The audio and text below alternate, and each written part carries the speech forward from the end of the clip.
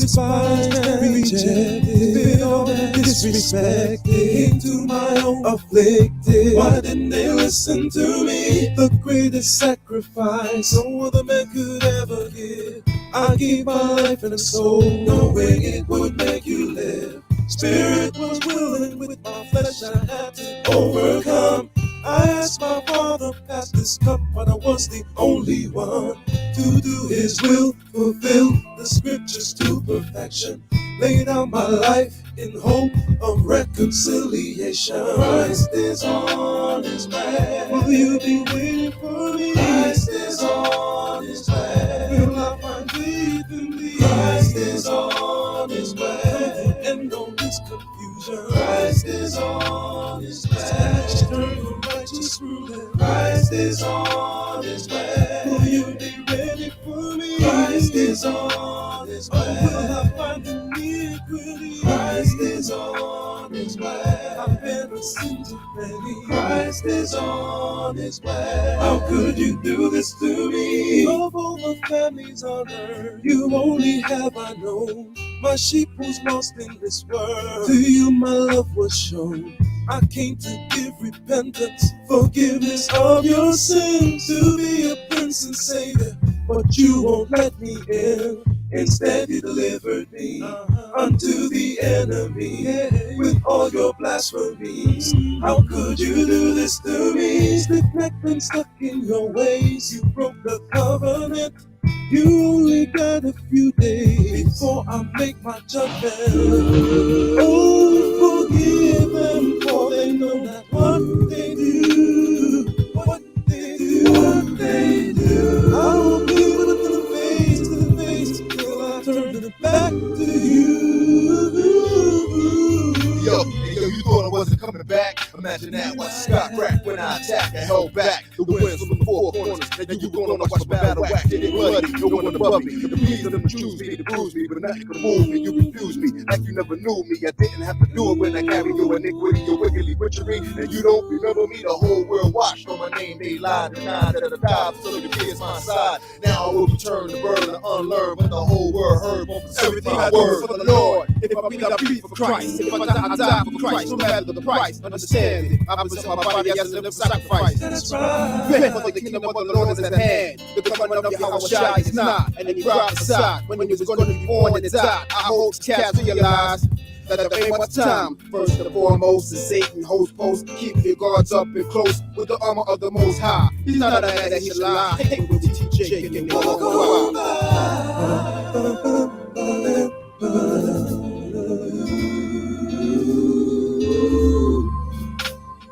Christ is on His way. Will you be ready for me? Christ is on His way. Will I find faith in thee? Christ is on His way. I'm coming to end all this confusion. Christ is on His way. Establish eternal righteous ruling. Christ is on His way. Will you be ready for me? Christ is on His way. Or will I find iniquity? Christ is on His way. I've been a sin to many. Christ is on His way. Oh, would you do this to me? Christ is on His way. All He says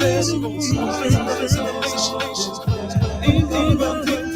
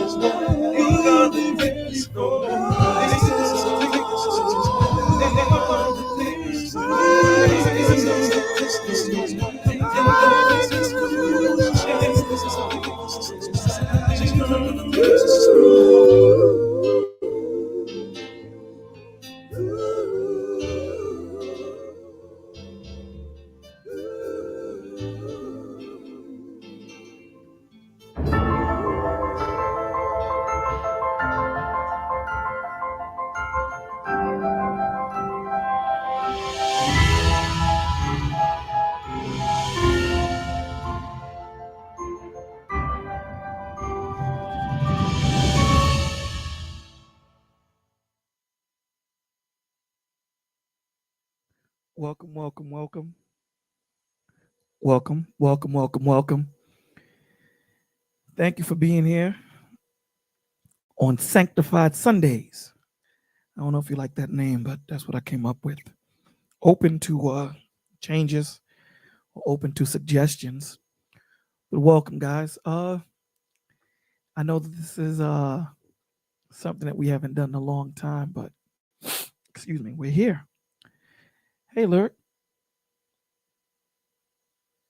Hey guys, hello. So we're here, and today we wanted to talk about. I'm sure you guys can see the topic is signs of sexual abuse when it comes to our children. Um, we did pin up the link. It is a call-in show. If anyone chooses to call in, um, I do understand, or we do understand that it is a touchy subject, a very sensitive subject. But if anyone is open to wanting to share their experience with those in the village and those who are just listening, again, we are called to be testimonies. We are called to be light in this dark, exceeding world that we live in. And it's not an easy thing to do. It's very hard, right? To take your experiences and wear them and be that light to those that are going through what you have already gone through, right? But just know that you have a plethora of information, knowledge, experience that can help this young man or young woman that is about to go through what you're going through. And understand that the Lord doesn't put too much on a man or a woman that they can't handle. Do you want to add anything, Lyric, before we jump in? No, I think that was the perfect introduction. Just hello to Pasha. Thank you for always supporting us. Um, I do want to say that I am mixed about the conversation. There is excitement, just to get that, preventative information out there. And then there's also just that, you know, that drab, that sadness and sorrow because things like this happen, and we don't have a lot of conversations about this. We don't pay attention to a lot of signs, and unfortunately, I think in all communities, a lot of people like to say it's more prominent in Black communities, but I think all communities, go through this and kind of brush it up under the rug, and it's not a good thing, because as you always talk about, spiritual injuries, this is one of the huge door openers to spiritual injuries and people becoming atheists and things of that nature, and even often turning in, becoming homicidal because of it, as well as suicidal. So I think that this is a conversation that is needed, and I thank you for opening the floor to have it.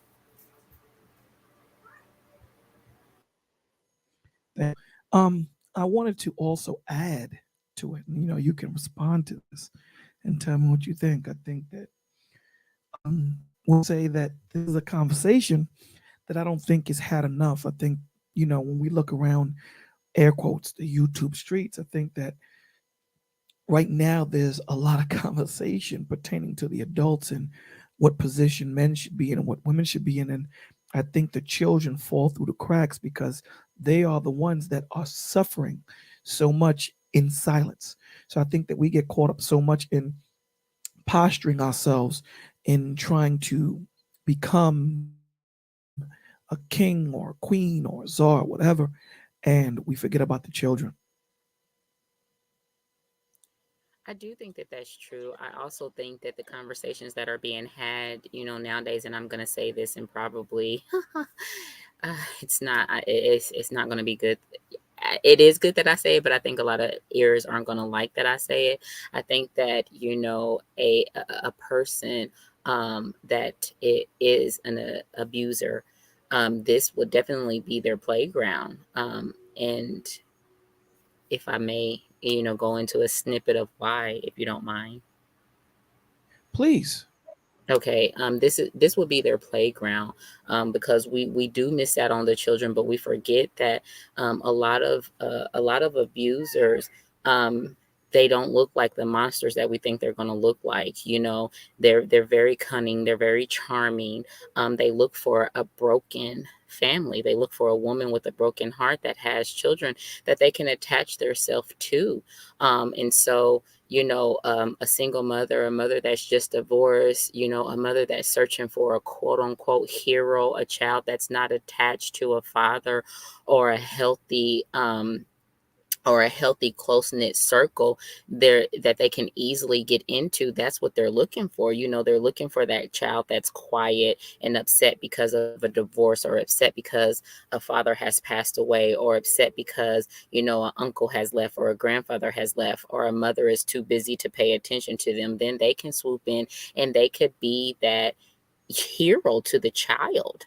And so to me, these conversations leave door open to playgrounds, because a lot of women that are seeking help and seeking to be in relationships that they haven't been in, they get attached to, unfortunately, a monster that they don't want to be attached to. That is wow. And that's just that is so important.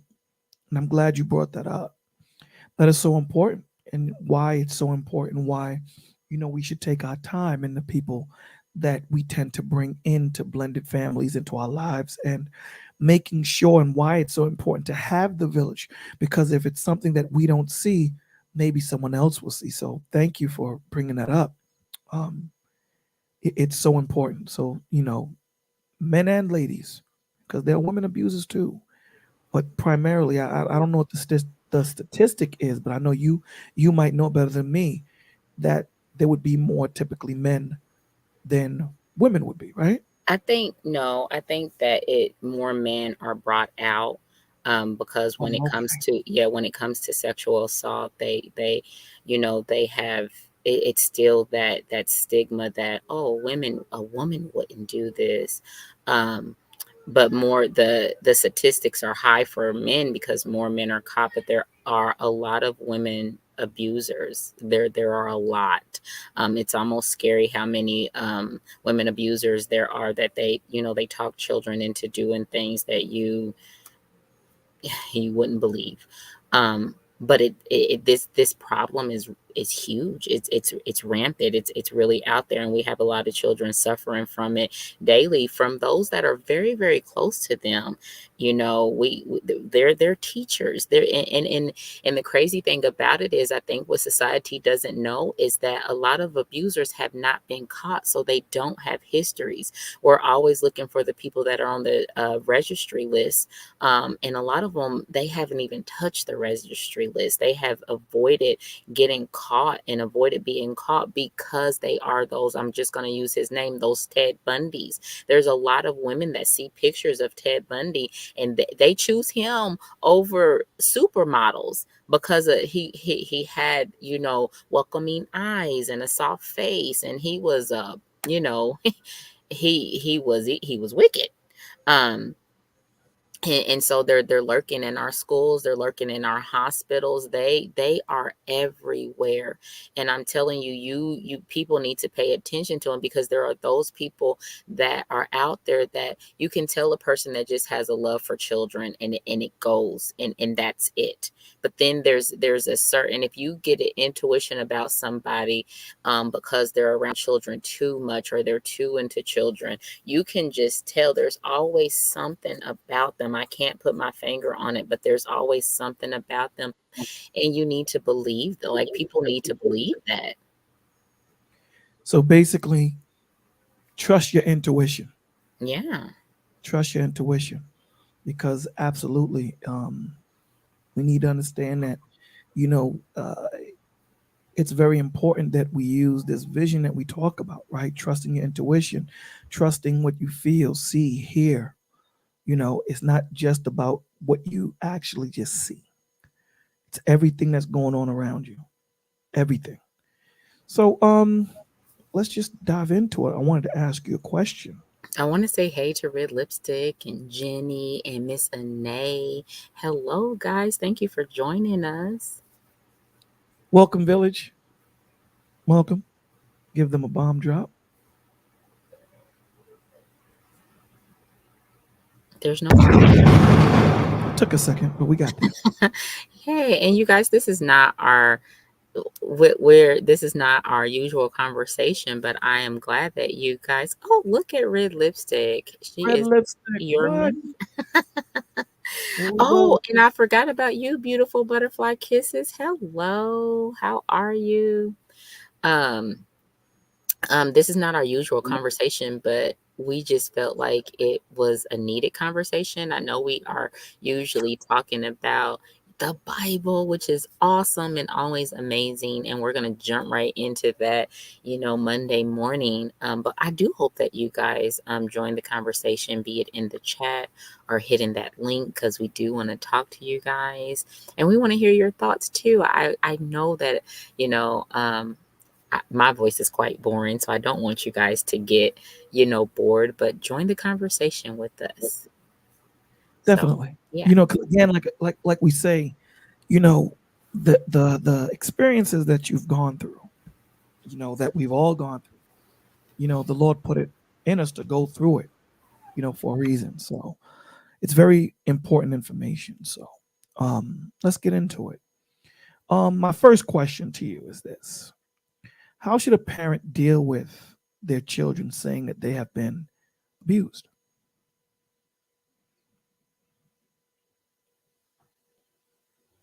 I'm so I'm so sorry I had to step away and tell my little ones thank you for being good. They're being so they're being so good. So I had to thank them for being good.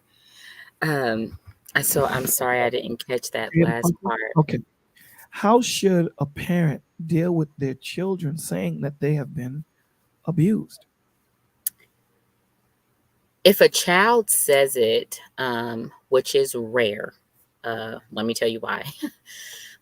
It is you're gonna be in around about the 5% chance, 5% out of 100 of a child just coming to you and openly saying that this happened to them.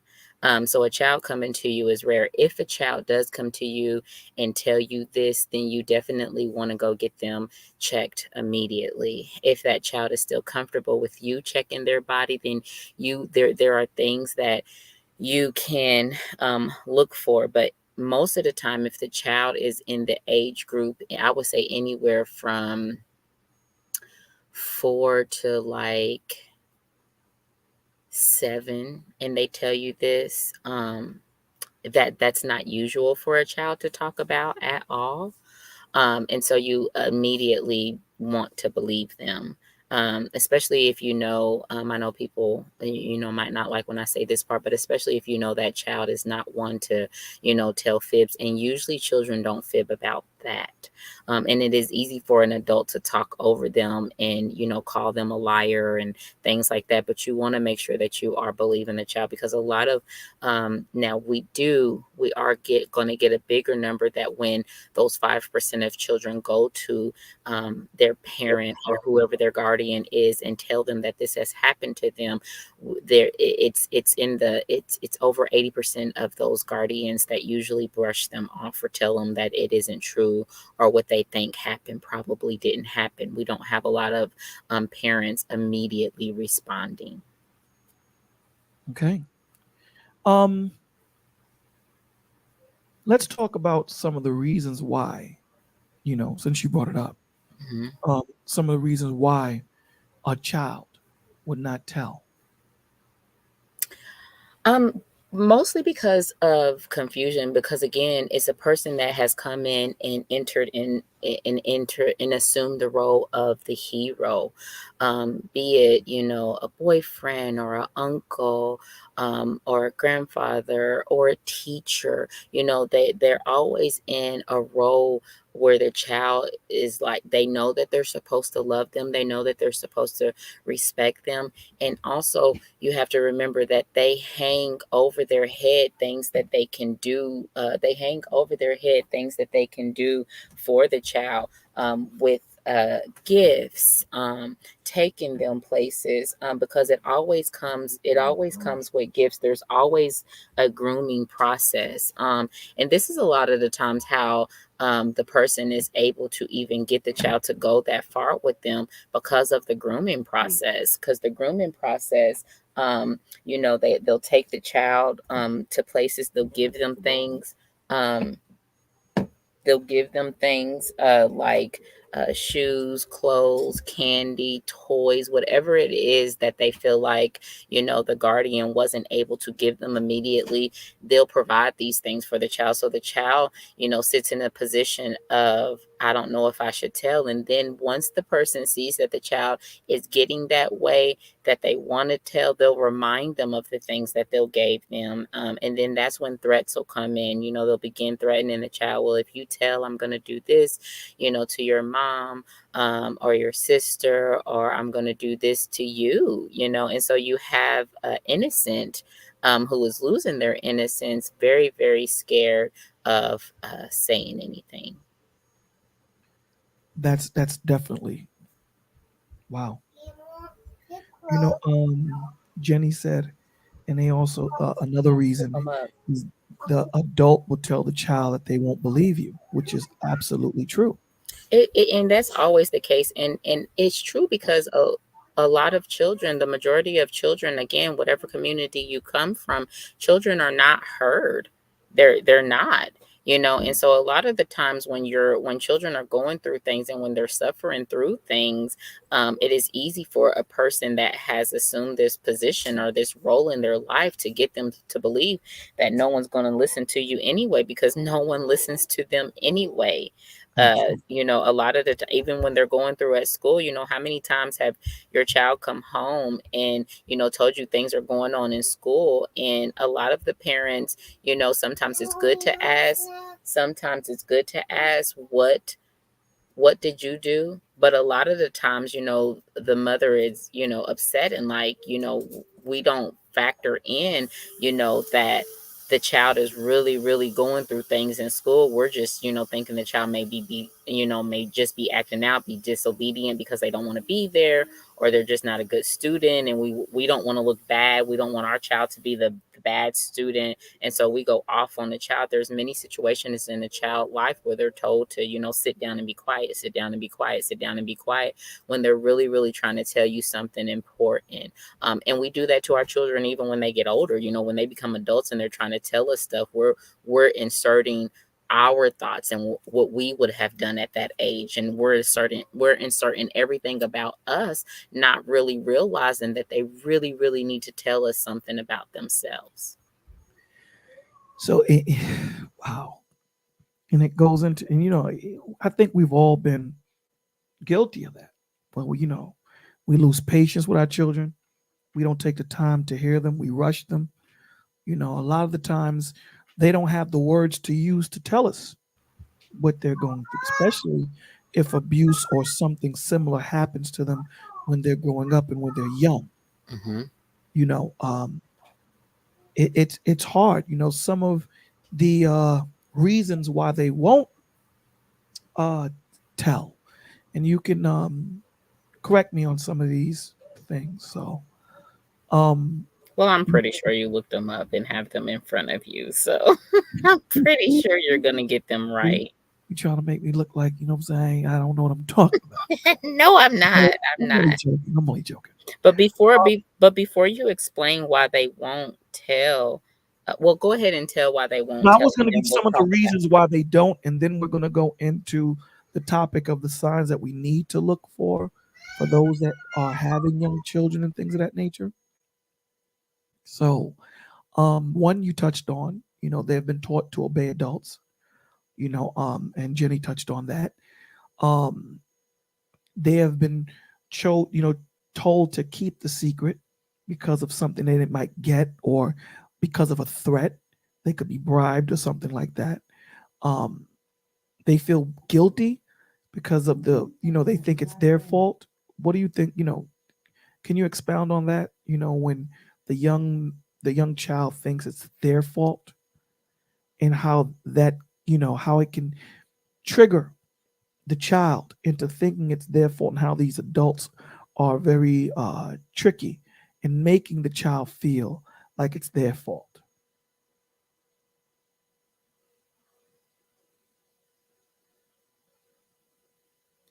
I think we lost her.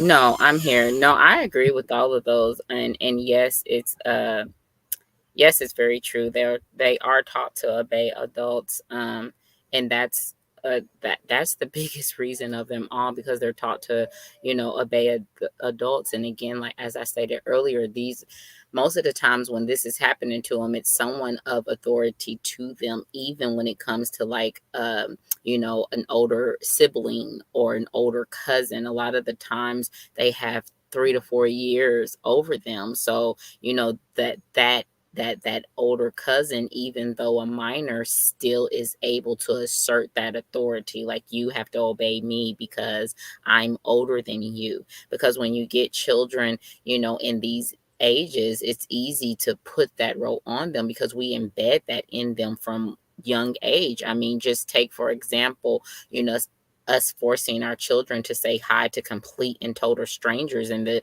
child is trying to shy away and hide behind the parent, and we're like, speak, speak, speak.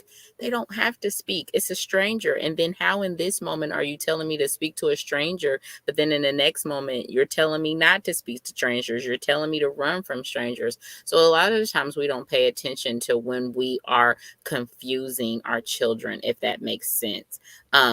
We don't possess that consistency that they're supposed to have, and in that it leaves room for people to get in. Absolutely. What about also them being taught by the abuser that this is a regular occurrence, like this is supposed to be normal? Yeah, but that's just part of the manipulation. That's part of the grooming process. So, that comes in with the grooming, Oh, I gave you this. Remember this toy I bought you, or I took you here. You're the special one, all that's part of the grooming process. So, then that's just the next thing in. It's normal. It's supposed to happen. It's okay. You love me, remember? So yeah. So, guys, just be mindful of the men and women that you allow into your home, that you allow around your children, because this thing can get tricky. So, let's talk a little bit about the signs that we should be looking for. Yeah, So, and real quickly, if you guys fear that a child is being abused, it's always good to alert DCS and let them know, or try to get the child to safety. If you could get them out of their guardians, if the guardian is not paying attention to what's going on, there also is a number for that, and there is an online service, and it's called RAIN, um, and that is RAINN2Ns.org. And then the number is 800-656-4673. You can report anonymously, or you can also try to get the information, to the child so that they can report and tell. But there's things out there where you can help. I'm just saying, please don't stay silent, because a lot of the times children can go on to be abused for years. And then by the time they are a certain age and they come, it's brought to people's awareness. They're at an age where people will begin to say, oh, they wanted this to happen, or they liked it, especially when it's little girls, just because they've arrived at 13 or 14 or 15, and it's not true. And so, yes, please report it. Like the old saying goes, if you see something, say something, but please don't let it go on. And then please don't blame the victim, because if you find out by the time she's 15 or 16 because she got pregnant by her abuser, believe me, it has gone on for years. She probably had been touched for years, and believe me, she didn't want it. and also, the abused also sometimes take on the attributes and become abusers themselves. The majority of them do. It's one of two things. Either they become abusers, or they become very, very promiscuous. A lot of the times when, a teen girl or a teen boy becomes extremely promiscuous, it is not because they're choosing to be, it's because they're just trying that. I mean, it was pressed upon them. A Mhm. lot of the times the little boys are trying to figure out, if they're, the big G word that I don't want to say. And so they're trying to find, their true sexuality and trying to make sure that, hey, this, I'm supposed to be on this side. This is what I like. A lot of the times the girls are thinking that's all that they have to offer, because it was taken from them so young and they couldn't explain it and they didn't have a way out of it. So they're just like, hey, let me continue on. So a lot of times, if you see a child that is extremely promiscuous and you just don't understand why, I would definitely say try to have a talk with that child and try to understand why, because most teens don't just go to, I want to have sex, I want to have sex, I want to have sex. They just don't do that. So, guys, understand that I think that we tend to not think that how deep, the ripples go. Hmm. We tend to think that, she wanted it or he wanted it or whatever the situation might be, and not really think on how deep when, and I always give this example that, they tell you don't touch a butterfly's wings because of the fragileness of, I don't know if fragileness is a word, but it is today, because of how fragile the wings are. And this is how fragile the child's psyche is.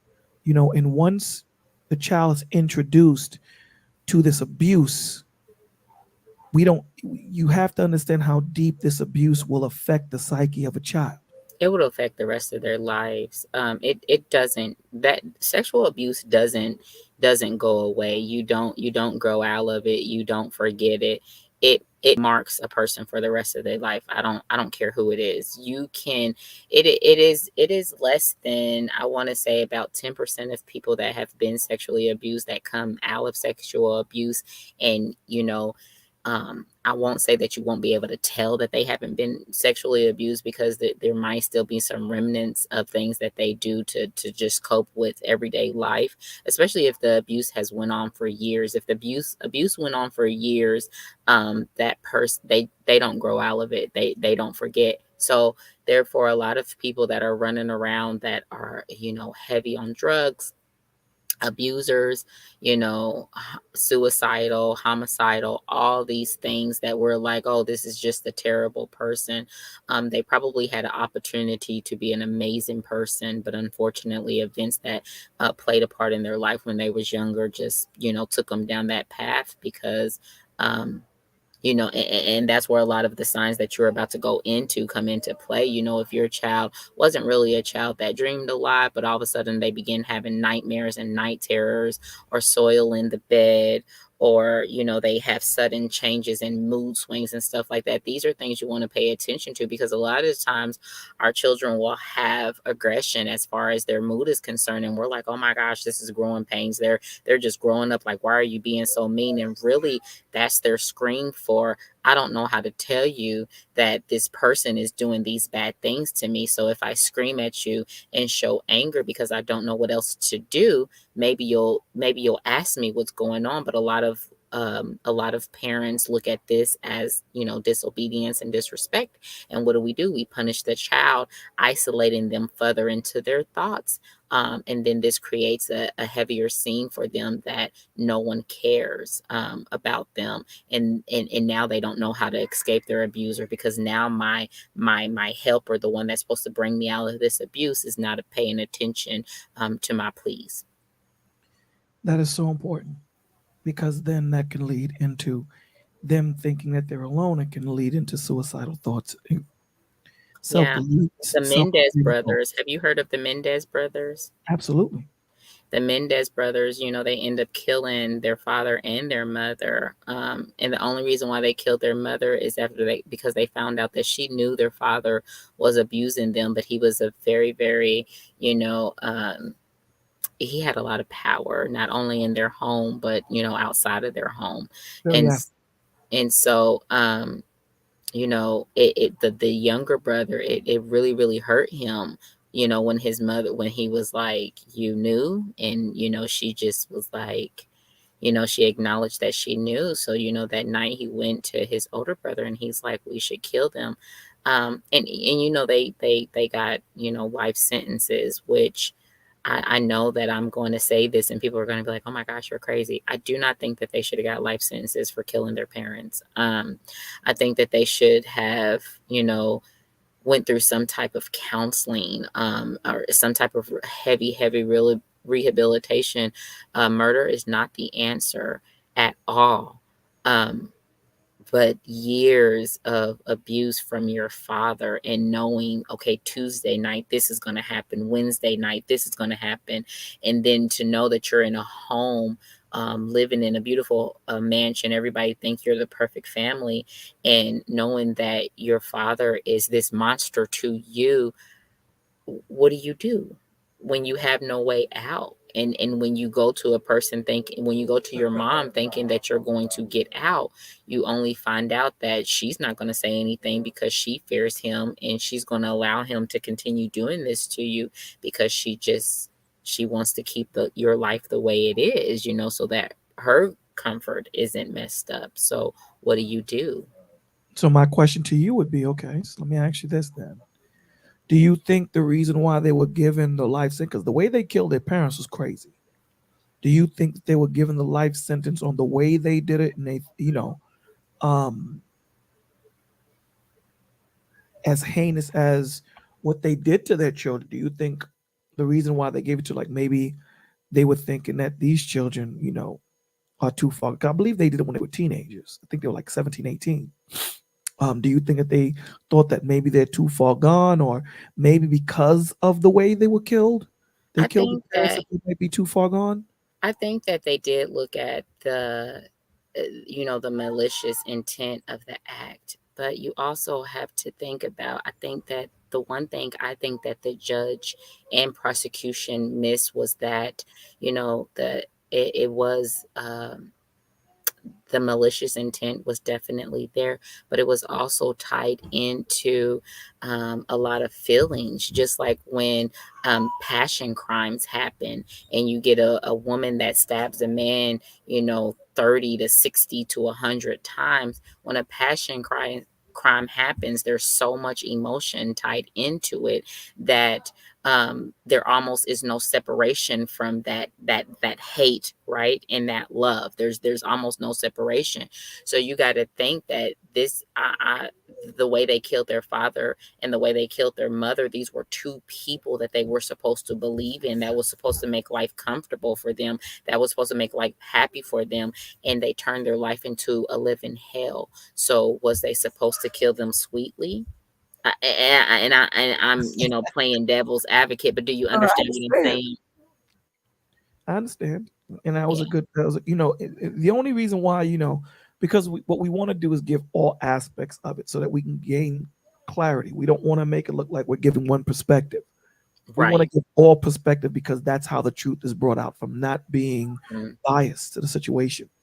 And before we move on, I just wanted to say two things. One, can you please put that information in the background so I can Hold on. copy it? Hold on real quick. I have taste sushi, but grandma's talking. Are you gonna go sit down Yeah, and I'm okay.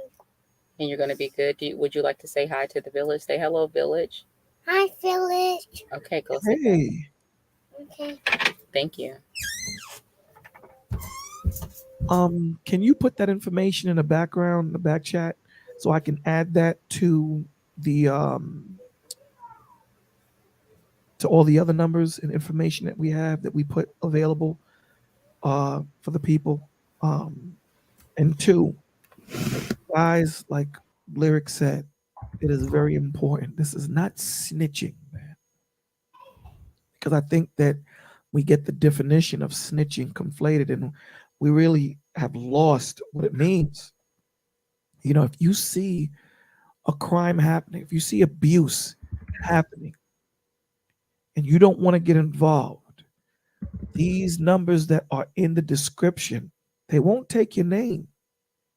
They won't, right? So Snitching is when you and I do a crime and I get caught and I tell. But if we're seeing a child being abused, if we're seeing a robbery, a man or a woman being raped, or things of this nature, that is not snitching, guys. It isn't. So please don't be afraid. All these numbers are in the description. Please use them. They are available and they are free.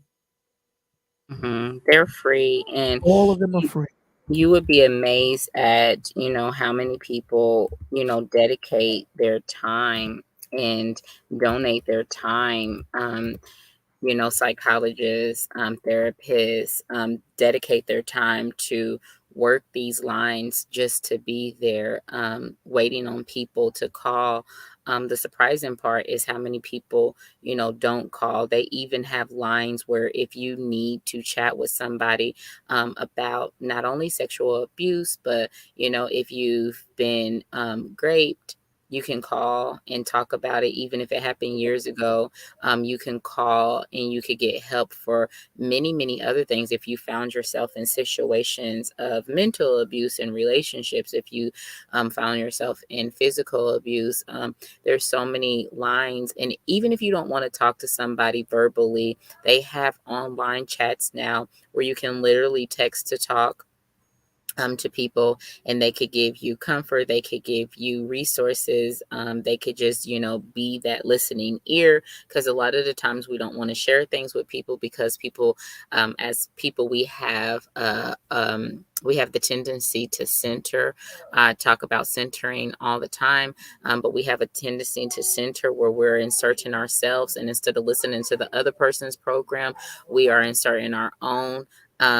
We are inserting, well, this happened to me and that happened to me and I got over it. But you may be stronger, than your friend, or you may be stronger than the person that is talking to. And it, you never know how someone takes in pain and takes in abuse, and how it messes with their life. So a lot of these people that were like, oh, why won't this person just get up and get a job or do something with their lives? A lot of the times people are in these perpetual downfall cycles of not being able to hold on to jobs or friends or anything of any value, because they don't feel valuable because of things that happened to them as a child and they haven't got over it. A lot of people moving through life right now, they're moving through life per trauma response. So this is their trauma response. And because they haven't gotten over that, they move a little bit different than us. So to us, they look like a slacker. But to them, they're still trying to deal with the pain. So guys, please, if you look in the description, along with what she was saying, what Lyric is saying pertaining to texting, NAMI is one of them that you could text. NAMI is one of them, right? And it's in the description. So please use one of the numbers. Use one of the numbers, and they're 24 hours a day, and they are anonymous. They're here to help you. So if you feel that things are getting hectic and of a situation where this is happening, please do not. If you see something, say something. As Lyric said, I mean, as simple as that slogan is, it's straight to the point. If you see something, say something. All right. So I just added the sexual assault line to the description, so it will now be in every description that we work with. So guys, please be aware. Okay. We talk about, we don't know that these things are out here where we can get help. We don't know about the support, and we need help, and we don't know where to go. Well, you have all these numbers, right? You have all of these things. So there is no reason to say that you can't get help. Then you have us here in the village where we talk to you and we point you in the direction of getting professional help. These guys this is what they do 24 hours a day.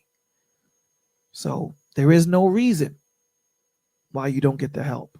All right. So let's talk about some of the signs. Unless you have something else you want to say pertaining to that before we go into the signs. I don't. Okay.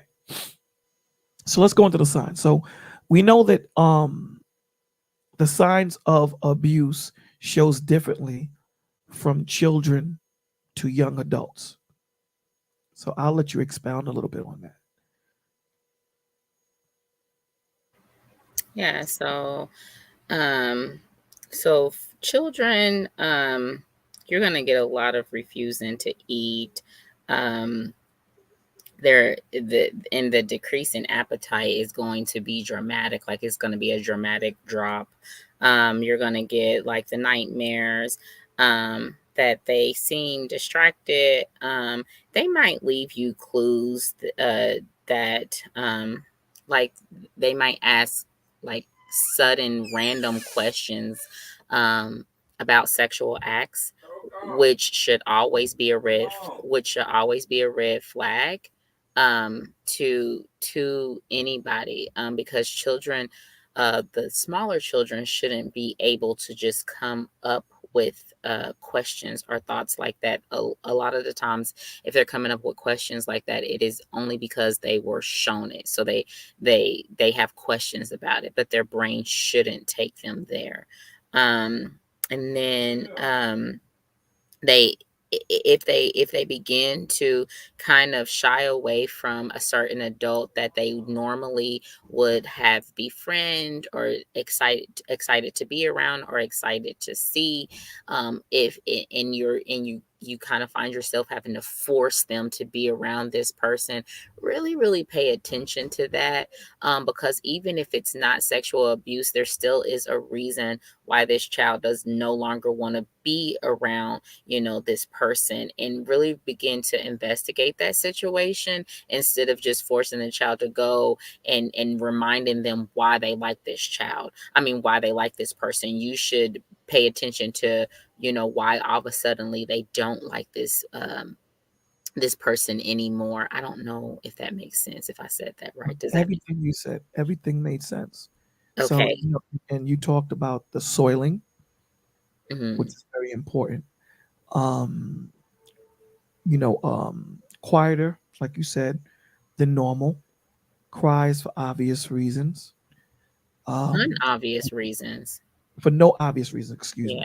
Yeah, For no no obvious. obvious reasons. Aggressive, you mentioned that. Angry, for no obvious reasons.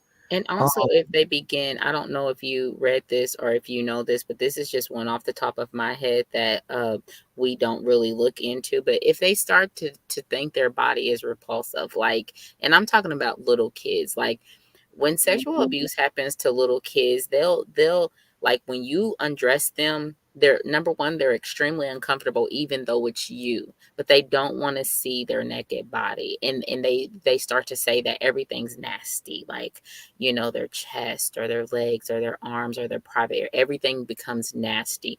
This is a huge red flag because it's like, when did that happen? Like, when did that transfer happen? Because a lot of little kids, they're not thinking about their bodies like that. Does that make sense? Like they're absolutely. not, their minds aren't there. So if you have a child that all of a sudden is just like, that's nasty, that's ugly, or even if they point it out to you, because our adult bodies look different than theirs, but they have a tendency to ignore it.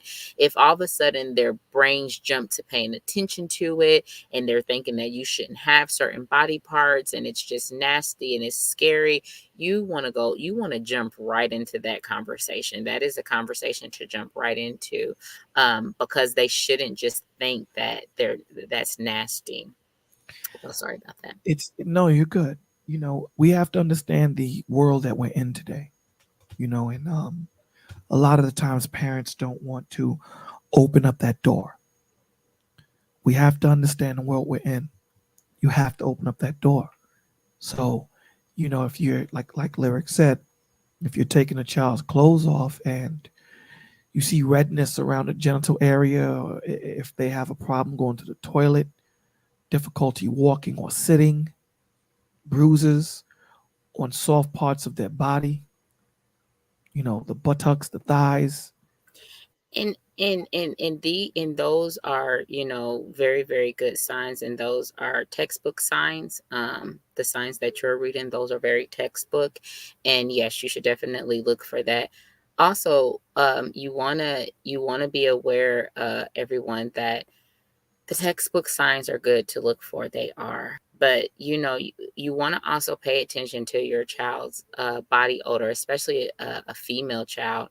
Her body odor, it might not get bad, but it definitely will change, especially if penetration happens, because a lot of the time sexual abusers, they leave the realm of fondling. I know this conversation is really, really uncomfortable, but I'm sorry, I'm gonna have it. They leave the realm of fondling. And when penetration happens, discharge will occur.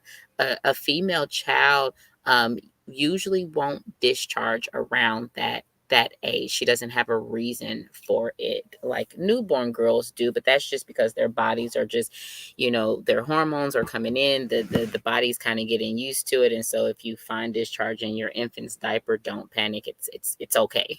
But when they're like 3, 4, and 5 and 6, they should not um discharge. They just shouldn't. And if they do, you definitely want to ask about it. Well, Derek has a question. He says, "How do you know if you were abused as a child if you have no memory?" So let's say you put that memory out your mind. Yeah. Now you're an adult. Hmm. How do you know what symptoms should you look for? Because although the brain tries to protect itself, so what symptoms would you exude if you have been abused and early in your childhood you put it away? And this that is a really, really good question, because as children, especially things like that, if it has happened young, and a lot of people have forgotten about it, and a lot of people's minds have been probed to remember, because a lot of people go through things in life, and they don't really remember what it stems from, and it's but because the trauma was so hard, they kind of forgot about it. They forgot that they were a victim. Excuse me, they forgot that they was a victim of sexual abuse, because in order to cope with just being, still being here, they forget about it. And so they also have a tendency to not even remember that they was young. A lot of the things that you can that you can may show you signs that you have been sexually abused, and you kind of probably suppress that memory, or yeah, I would say suppress, because you didn't erase it, because it's going to resurface. Sometime in your life it's going to resurface. If it's hard for you to go to sleep at night, a lot of people that have been sexually abused, they have to find ways to comfort themselves to go to sleep.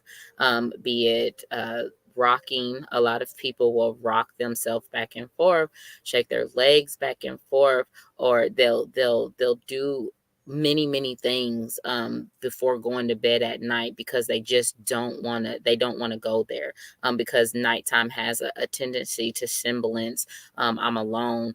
And that's kind of your brain reminding you that something bad happened. So you don't want to go there, because you don't want to have to remember. Um, you have a tendency to kind of have a lot of stomach issues, and sometimes it can be mental, but because of the mental stress has plagued you for so long, it actually turns physical. So a lot of people that have suppressed that memory and they have a lot of stomach issues when they get older is because something very, very traumatic happened to you, be it sexual abuse, be it being left behind, be it losing your parents at a young age. Something really, really traumatic happened, and it throws off your system. Literally, like literally throws off your system. A lot of people that have suppressed this also have a tendency to not be able to be very accepting to people. You're searching for a lot of bad things that are that they're going to produce for you, or you're really really scared. You have a tendency to get really really nervous when you're around too many people, especially if it's a lot of males. You could get really really nervous. You get the sweating palms. You get to adjusting your clothes constantly, and this is not because you're concerned about how you look, but it's because your brain is trying to think of an escape route. Like, how can I get away from these, how can I get away from these people? How can I get out of this situation? A lot of them tend to not like being in closed areas. You have a huge problem with being alone. And this could sexual trauma again versus other trauma. So if you have a really, really hard time being by yourself and you don't understand why, I would definitely say that that's trauma resurfacing. It might not be always be sexual, but that's a huge one for sexual abuse too. If you have a problem expressing yourself sexually, you probably definitely had you probably had a bad experience, or have been sexually abused. A lot of people that have been sexually abused, remember, they have a tendency to either be overly sexualized or heavily underly sexualized. Like, they don't really think about sex. And they tend to run from it. It's very hard for them to even think about sex. Also, body issues, those don't go away as a child. Those linger on in your adulthood. So a lot of people that have been sexually abused, no matter how heavily attractive they are, it's very very hard for them to see it. It's very very hard for them to understand it. And this comes from, the trauma that their brains and their bodies and everything that they had to endure during that time puts them in a place of extreme body dysmorphia.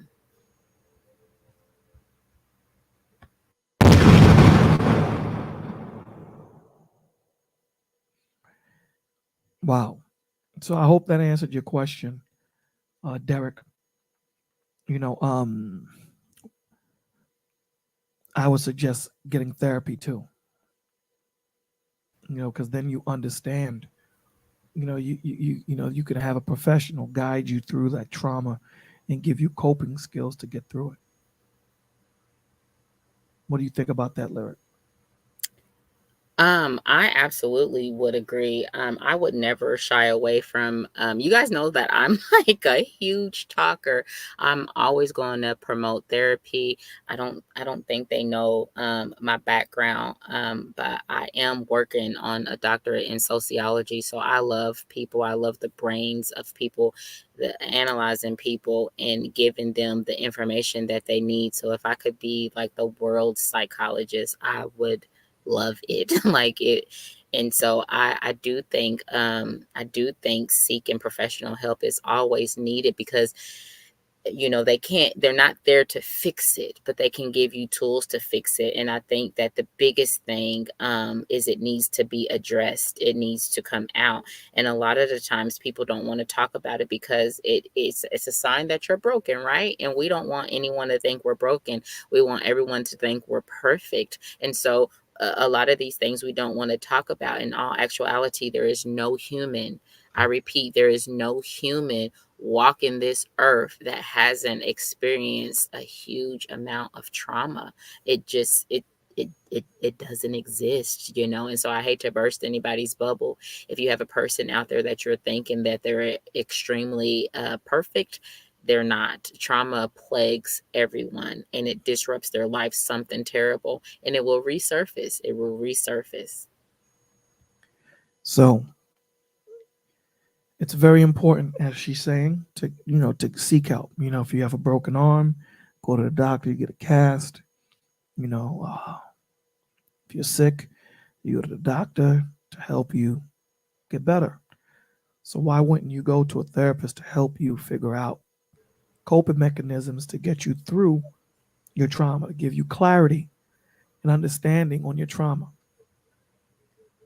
So you're not broken. We need to get rid of this schism, this thought process that if I go to a therapist, I'm no good. I'm useless. You're not. You're not. And that's one of the things that we push. Go get help. Go get help. Because a lot of the times, especially, when we're talking about these young men and young women, or youngsters, young adults that do not have the coping skills, the coping mechanisms, and they are plagued with this thought process that they're broken and that they're useless. That's when self-deleting becomes an option. Would you agree? Yeah, I would absolutely I would absolutely agree. Yeah. So, and it's so crazy that, sometimes I think about it, and we've had conversations, you and I and Anthony, pertaining to adults have a hard time dealing with life. Adulthood, we have a hard time getting through it. You know, how much more of these little ones? Yeah. And can I respond to Derek? I'm sorry, I'm totally Yes, of listening course. to Yeah, you. yeah. Go ahead. Um, you know, yes, in our community, um, children have a tendency to be hypersexual, but you have to factor in that this always isn't an indicator that they have been sexually abused. In our communities, we have a very, very low economic stance positioning. We are very, very low on the pole of influence. And a lot of our families are heavily living in just a deprived state, where there's just a lot of people in the household. Children don't have a lot of access to food. They don't have a lot of access to family resources. They don't have a lot of access to anything, right? Sometimes running water, lights, the list goes on and on and on and on.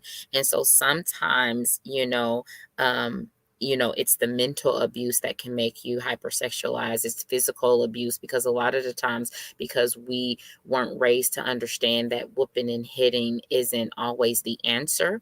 There's a lot of other ways to discipline. This weighs heavy on the child too, because like sometimes that is abuse. That is physical abuse. You don't always have to be like slapped in the face or punched in the mouth, or show this heavy hand to understand that, okay, my parent wants me to sit down and write my name, or my parent didn't want me to go in the refrigerator that doesn't have anything in there anyway. Um, and so a lot of times life stress or bad family relationships could lead to a child being hypersexual, and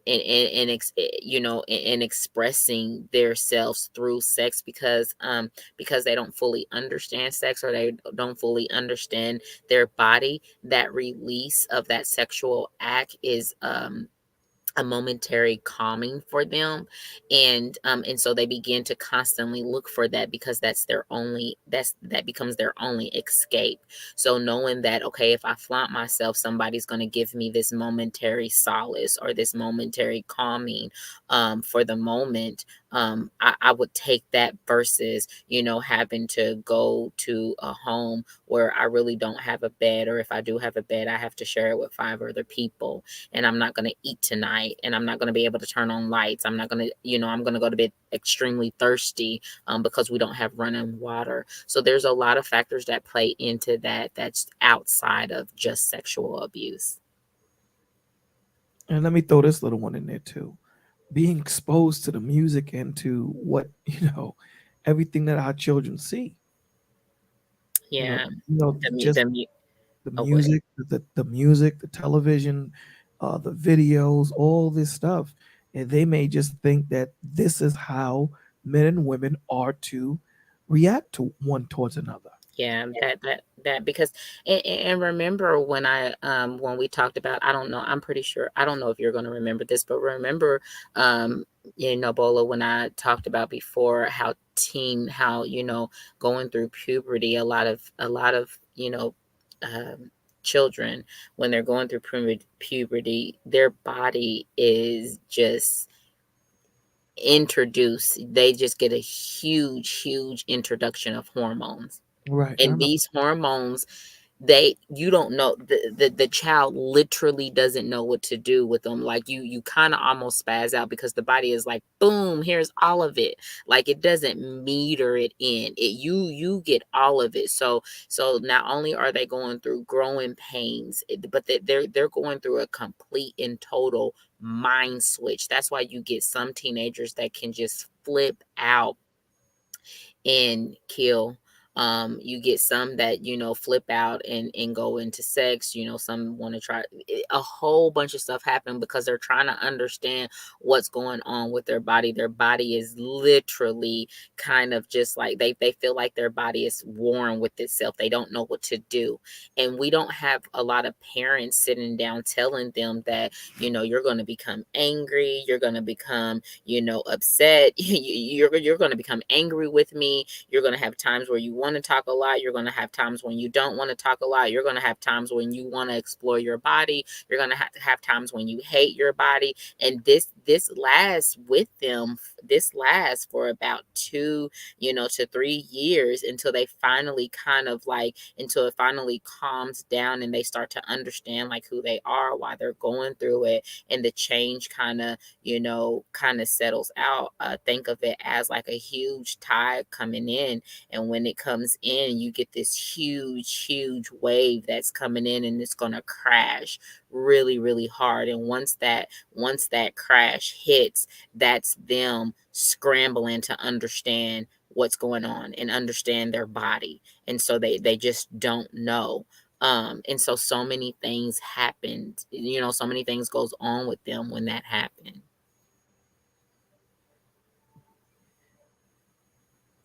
So that's a lot, you know. So when children change, it's a confusion, especially if adding to that abuse, adding to that unstable home, adding to the environment, not being stable. And now all this surge of hormones come into them. And now they're trying to figure things out. And now they got this hormonal thing going on. It's a lot. It's a lot. And when you look at this generation, it's different than the generation that you and I grew up in because, you know, we didn't have as much babies having babies. They were there, but it wasn't as much as it is now because now it's so prevalent And where you don't now hear it's about this more stuff. exposed. Now it's more exposed. I'm definitely going to stop you there because I disagree. It was prominent then, but remember those girls was being put away or hurried up and married off. They were able to quickly have the children, and then that whoever was that acting adult in their life would take the child and raise it as a sibling or send it off to an auntie. So you really didn't get to see it because the girl just kind of disappeared. So it was around. It was just nowadays it's just more. I'm gonna let her walk around pregnant. It's more exposed now. So It my was question well to you, it was well I- hidden back in the days. so my question to you would be, so in your opinion, you would think that the number of, because now it's okay, like you said back then, it was hidden.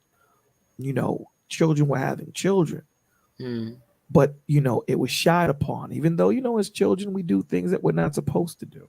right. Today, they have this sexual liberation going on where kids can do whatever they want and think whatever they want and be whoever they want.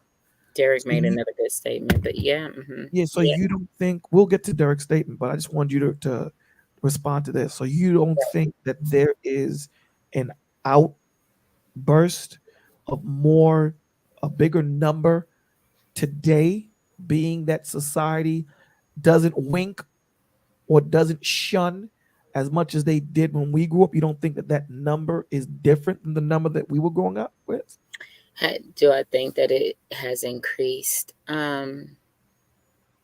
Maybe, it has increased slightly, but if you look at, like, if you really dig into the numbers, and I'll have to show you, but if you really dig into the numbers, um, there were a lot of There were a lot of babies being born by young women back then, but the circumstances were definitely different. Different, right? Is it more heavily, is it applauded more now? So it does appear, I do agree with you, it does appear that more girls are just like, hey, I'm gonna get pregnant, and nobody, nobody's gonna care. Yes, I do see where you're going with that. um and it is very, very, it's a shame. It's just bad, because I do think that they're sentencing themselves to a life of, of pain, because a lot of these young women, and these young men that are having baby at extreme young ages, they've suffered through trauma that they haven't got over, and now they're introducing a new human, um To the to more same thing. trauma. Yeah. And that's why, you and I and Anthony and everyone here in the village, we speak about how important the village is. Because, when these, today, there is no village in most situations, right? So these kids, they bond with this hurt music that we listen to. If you listen to this music now, it's really hurt music, right? Cats being alone, cats taking drugs to fend off the spirits that are dealing with them, and the hurt and the trauma that they deal with. So their village actually becomes society, and society doesn't care. I mean, Society and doesn't deal with them on the level that, when you have a village surrounding you, a support system surrounding you, that actually gives a damn, that actually mhm, will hurt with you, and feel with you. This is why, the village, and a support system for our youngins is so important. yeah, yeah. And it truly is, because like there's so many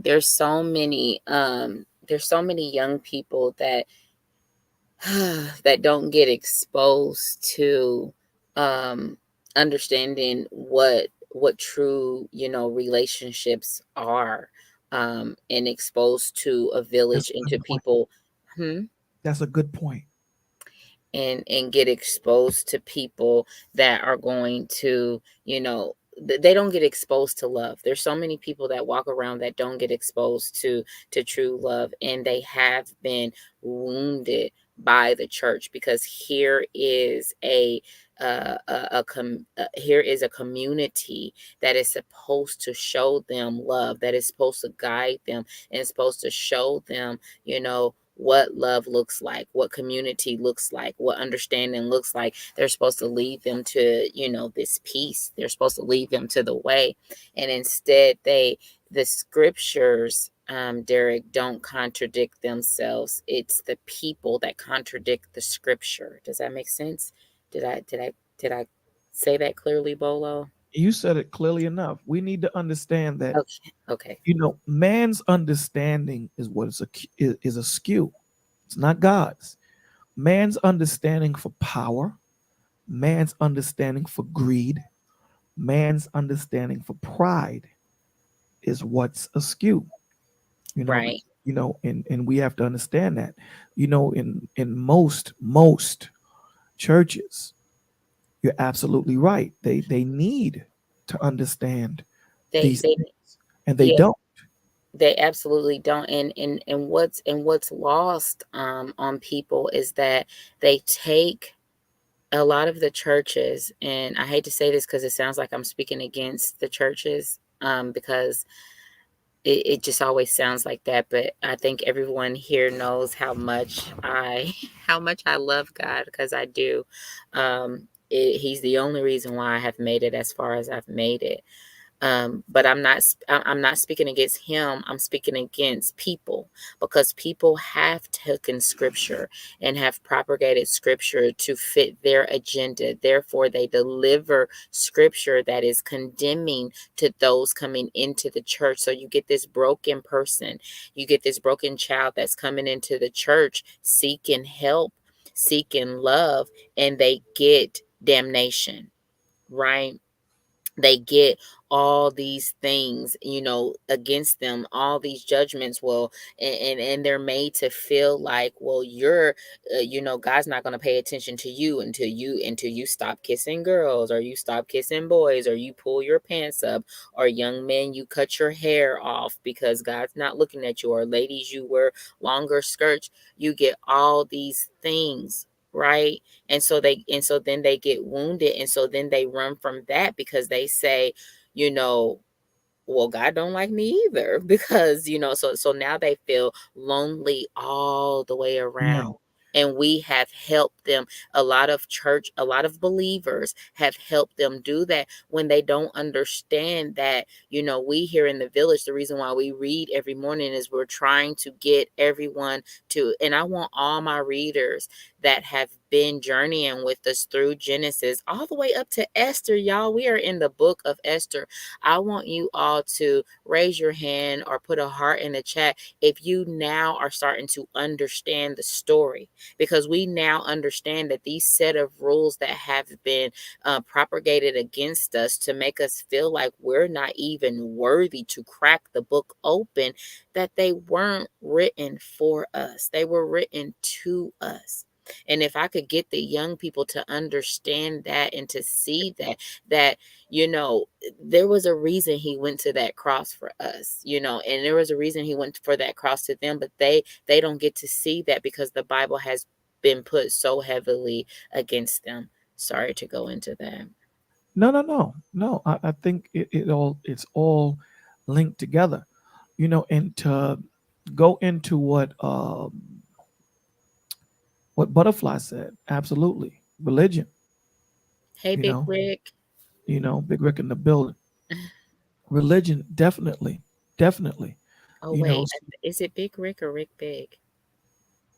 Big I don't. Rick, Okay, okay, Big Rick. Rick Williams. He put his name in there twice. He's redundant. Oh, Make sure okay. you understand his name. Right. Don't So we get don't so we got it right then, because we said it like 4 times. So we did right. good.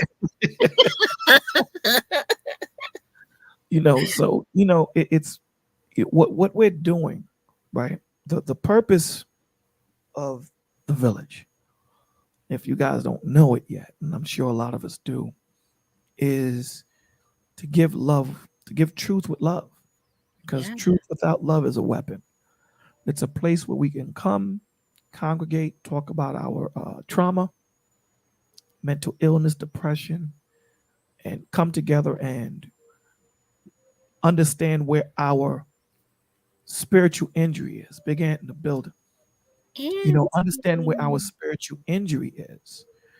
So we need to understand that because of our injury, because of our trauma, because we operate continuously and continually in our trauma, it separates us from growing and connecting to our Father, because we're operating in self preservation mode and we right. don't know it. We don't know it. We're not growing in the spirit. We're we're we're we're trying to figure it out. And so many go, there's so many brilliant minds. I have seen them. There's so many brilliant minds that they go in, and they have their own stance, and they have their own knowledge, and they're looking for the Bible to feed into their knowledge, because they know that they hold a certain intelligence. And so when you go into the Bible and you're looking for it to feed your knowledge, you're reading it so that you could feed your own intelligence, you have already postured yourself wrong. You have already postured yourself wrong, because is it going to give you wisdom? Is it going to give you understanding? Yes.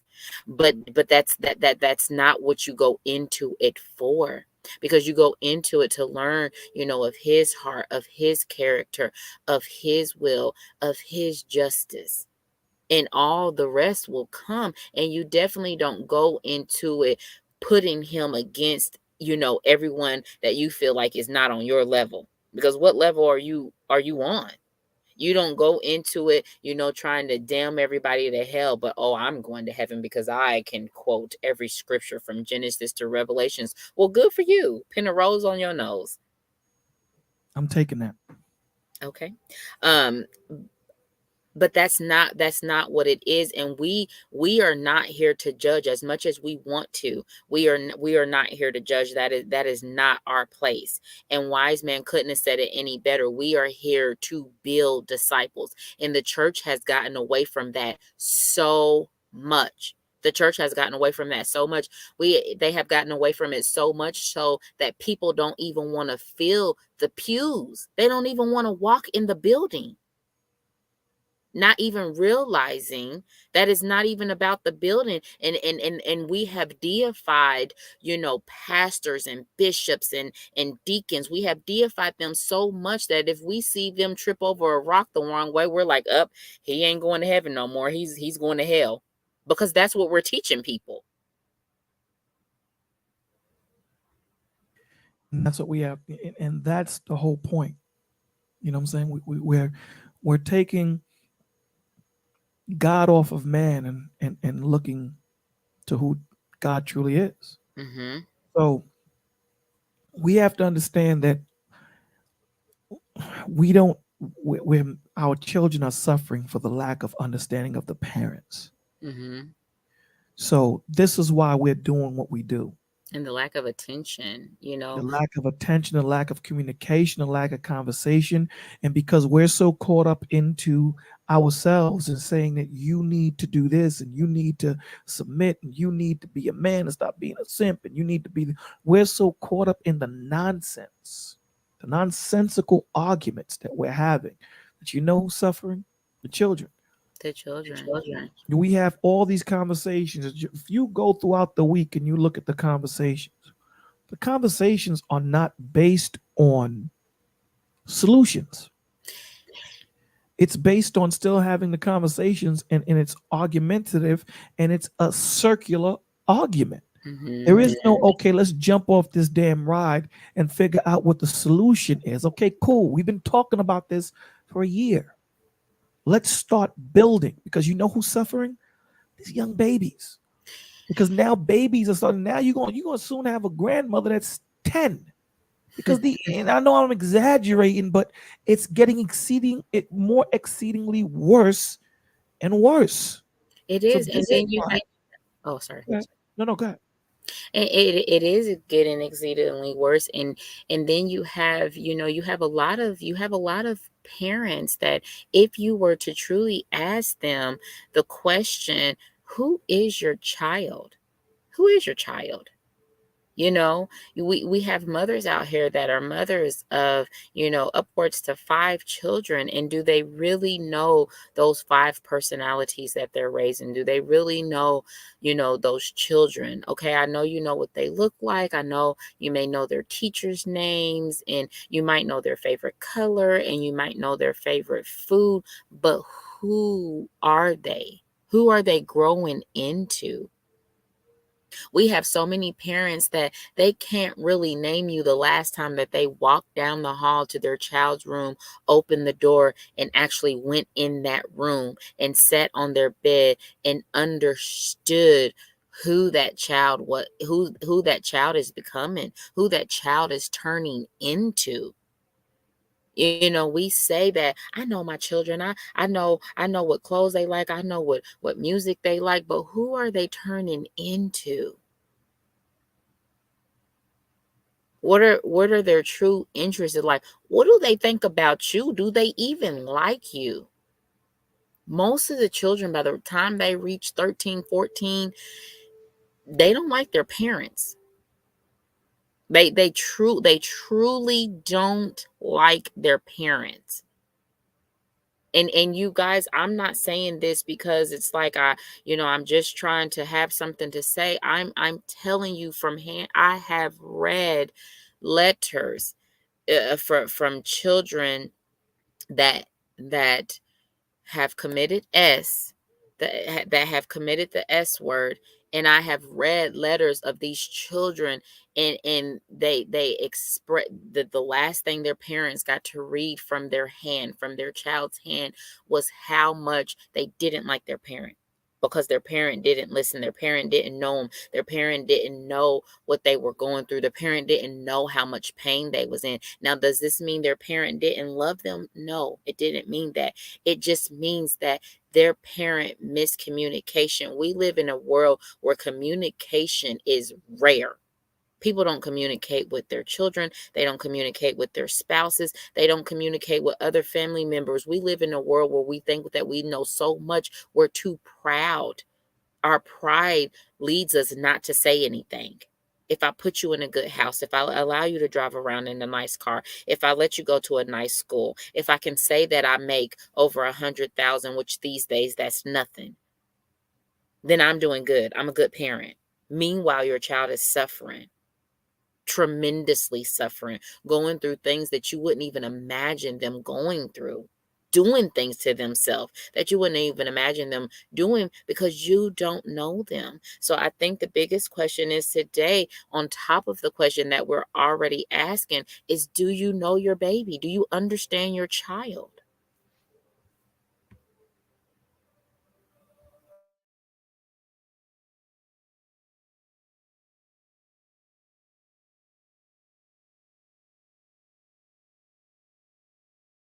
There is such a bigger conversation that we need to be having. And I don't think you guys are hearing what Lyric just said. That these children, and these are the letters that she's physically reading. Now imagine, and this is the thing, right? We ought to learn from other people's mistakes. That's what we're supposed to do, right? Learn from other people's mistakes. That's the purpose of being a light in a dark world, so that other people can learn from the mistakes that you have made, that I have made, that we have made, so that they don't have to go through it.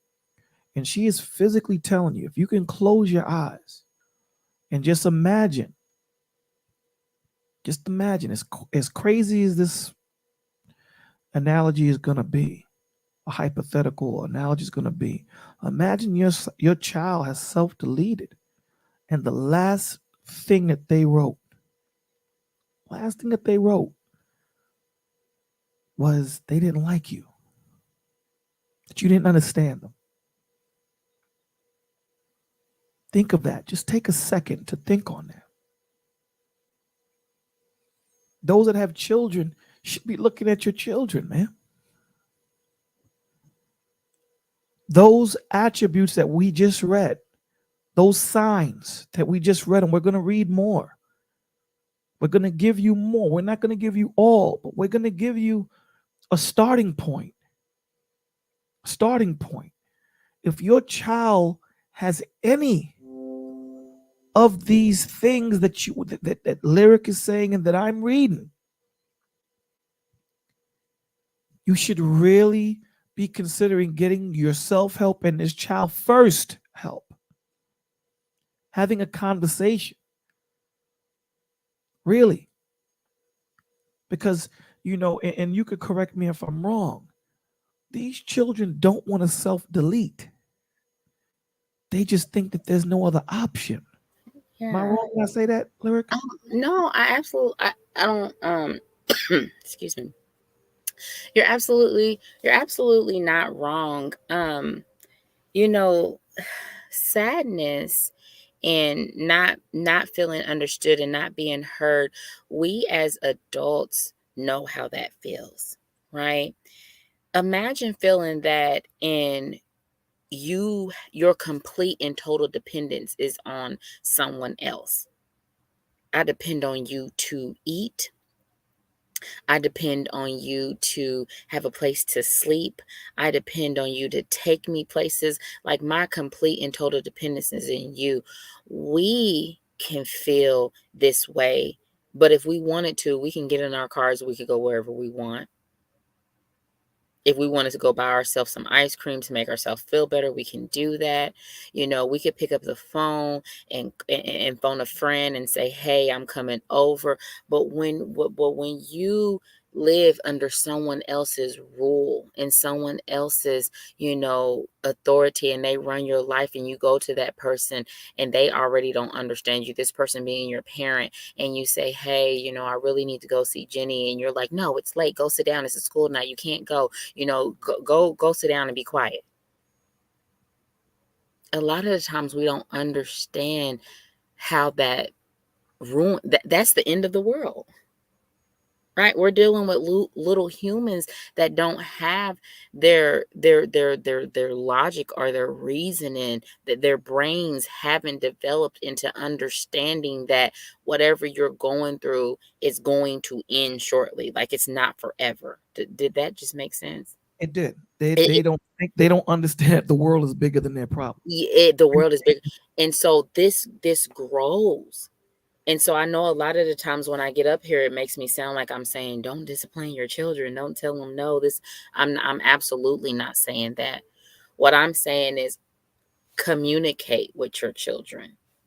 Because a lot of the times when they stop seeing you as a dictator, and they start seeing you as a parent, and they start seeing you as, okay, I know this person is my parent, but I also know that it's not going to be easy for me to walk in their room and tell them that, I'm no longer a virgin, or it's not going to be easy for me to walk in their room and tell them that nobody in school likes me. I can't make a friend to save my life, and it's making me feel bad. But at least I know I can walk in there and I can tell them that, and they're going to listen to me. They're not just going to brush me off and tell me, oh, it's not the end of the world. You'll be okay. You'll live through it. But Because I'm telling you, mom, or I'm telling you, dad, I'm not living through it. I'm not okay. let me say this to add to what you're saying, because what you're saying is so important. When they think that understand, okay, as a man, my house, my home is supposed to be someplace that I'm safe in. I'm not safe in the world, but when I come home, I'm supposed to be safe. And as a man, if I don't have a safe home, I feel like it's out of order. It puts me in a thought process. Now imagine your child, and just go off what Lyric just said. No one wants to befriend this child. If anything, they're bullying this child. And the one place that this child should feel safe at, the one place that this child should be heard in, the one place that this child should be able to converse, he or she is not afforded that. What option does this child have? The child's brain is not fully developed. This child thinks that this issue is the world. Doesn't know that the world is bigger than this problem at this Add into point, it because right for now them it in is. reality. Right now, in this place that they're in, this is the world. Mm-hmm. This is my issue. And I should be able to come home. And don't get it twisted. Us as parents, we've had hard days, and we've told our children, yo, chill, whatever. We're not speaking on that. We're talking about consistently and constantly, where a Mm-hmm. child does not have an environment where they can talk to their parent. Mm-hmm. What do you think they're going to do when they haven't been given the coping mechanism? They're only 13. Mm-hmm. You sit there and tell them, well, figure it out. Figure out what? 9. 9, 8. 20 in 2016, the self-deletion rate for 9-year-olds skyrocketed. And this, you guys, this is not something that I'm telling you because I read it. I was entering these names into the system. My fingers were putting these deaths into the National Report and Death System for the CDC. 9. It was 9-year-old after 9. I couldn't believe it, because we live in a society to where communication is so off that we forget that they're humans. We think just because we birthed them and we brought them here that we have total reign over them, and whatever they're feeling, whatever they're thinking, we dictate. And I'm sorry to bust everybody's bubble, but we do not. We don't. They let me feel, they feel just like we feel. And they go through things, and I'm telling you, it's probably even heavier because, like I said, they're controlled by somebody else. Everything that they need, everything that they have to do is in somebody else's hands. So just imagine how powerless they feel, how powerless they are. They truly are powerless. They don't even have voices. and let me respond to Big Rick. They can't even run to the world, bro. Right. They can't even, they don't They find safe can't. places in the world. And the safe places that I'm so sorry to cut you off. I just No, want to go say this ahead. real quick. The safe places, the places that I've seen these happen to, I've seen, I've been on scenes where, they have done that. They'll go in front of a school because they want to show the teachers and they want to show the counselors, you didn't make it to me. You didn't make it. You didn't make it to me. That's the Most of last statement that they make. most most of these happen in front of a school. A neighbor who was there for them, sometimes they'll go in their backyard. A lot of them do this in the garage. I've seen a lot of their own closet deaths. These are happening. These are happening in places, and mind you, these are from the ages of 9 to 15. It used to be from 15 to about 21. And then it was more prominent from about, like, 16 and a half all the way up to that 21 marker. But it went all the way down to 9. And it's kind of just staying there. So you're getting a lot of, 9-year-olds all the way up to like 13. And I feel like moments in life where where you should be happy. At least that's what we think. Because, when we hear those ages, the first thing we think, well, what do they got to be sad about? They don't have bills to pay. They don't have this to do. We put all our problems, all our worries that we would think about, we put it on them, never going to them and just asking why. And we're taught that, right? A lot of us that have been raised, we're taught, we're here, grandparents and stuff say, you don't have to go to that child and ask that child nothing. You don't have to talk to that child like that. That's a child, not an adult. The problem in that is, although that statement is true, they're not an adult, but why don't they deserve to be talked to? When was the last time that you guys, remodeled your home or painted a room and said, hey, son, or hey, daughter, do you like this color? Do you like these curtains? What you think about this lamp? You think we should put this carpet right here? Do you want this to be a sitting room where we come and talk and play cards? You like the dining room? Does it suit you? Do you think we would be able to have good family dinners here? We don't realize how much we exclude our children and treat them like puppets. Come with me. It's time for us to go to Auntie's house. Come with me. It's time for us to go do this and go do that. Not realizing that we never even ask them, do they want to do it? We just say, oh, they're going to do it. They're the child. They're going to listen. They're going to do it. I had them. They didn't have me.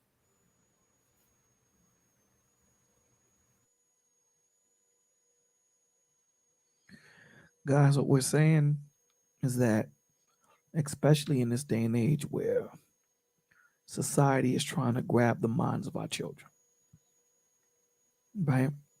They should have a safe place to be able to converse and have a conversation. Sometimes they're gonna be embarrassed with the things that they do and the mistakes that they make. And they're gonna know that, dad is gonna be disappointed or whatever, but they should know that no matter what they do, you still love them. And understand their minds at 9. It doesn't think that deep. So they knowing that my father is going to love me even though I made this mistake should be paramount. We have Ricky Williams up in the place to be. Mr. Rick, what's going on, sir? You're on mute. You're on mute, sir. Hey, sir. And how you doing? What you have to add to this? I don't even know where to start, my brother. Any place. With our children, and what has taken them over to such an extent. I thought it was bad when I was young, but they have so many different entryways into this sexual marketplace.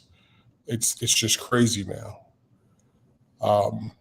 Somebody had posted on one of the chats. They were talking about the sites that you can get on your phone or any device for communication now, and that's just another way that the devil has access to them through those devices and through certain websites on those devices.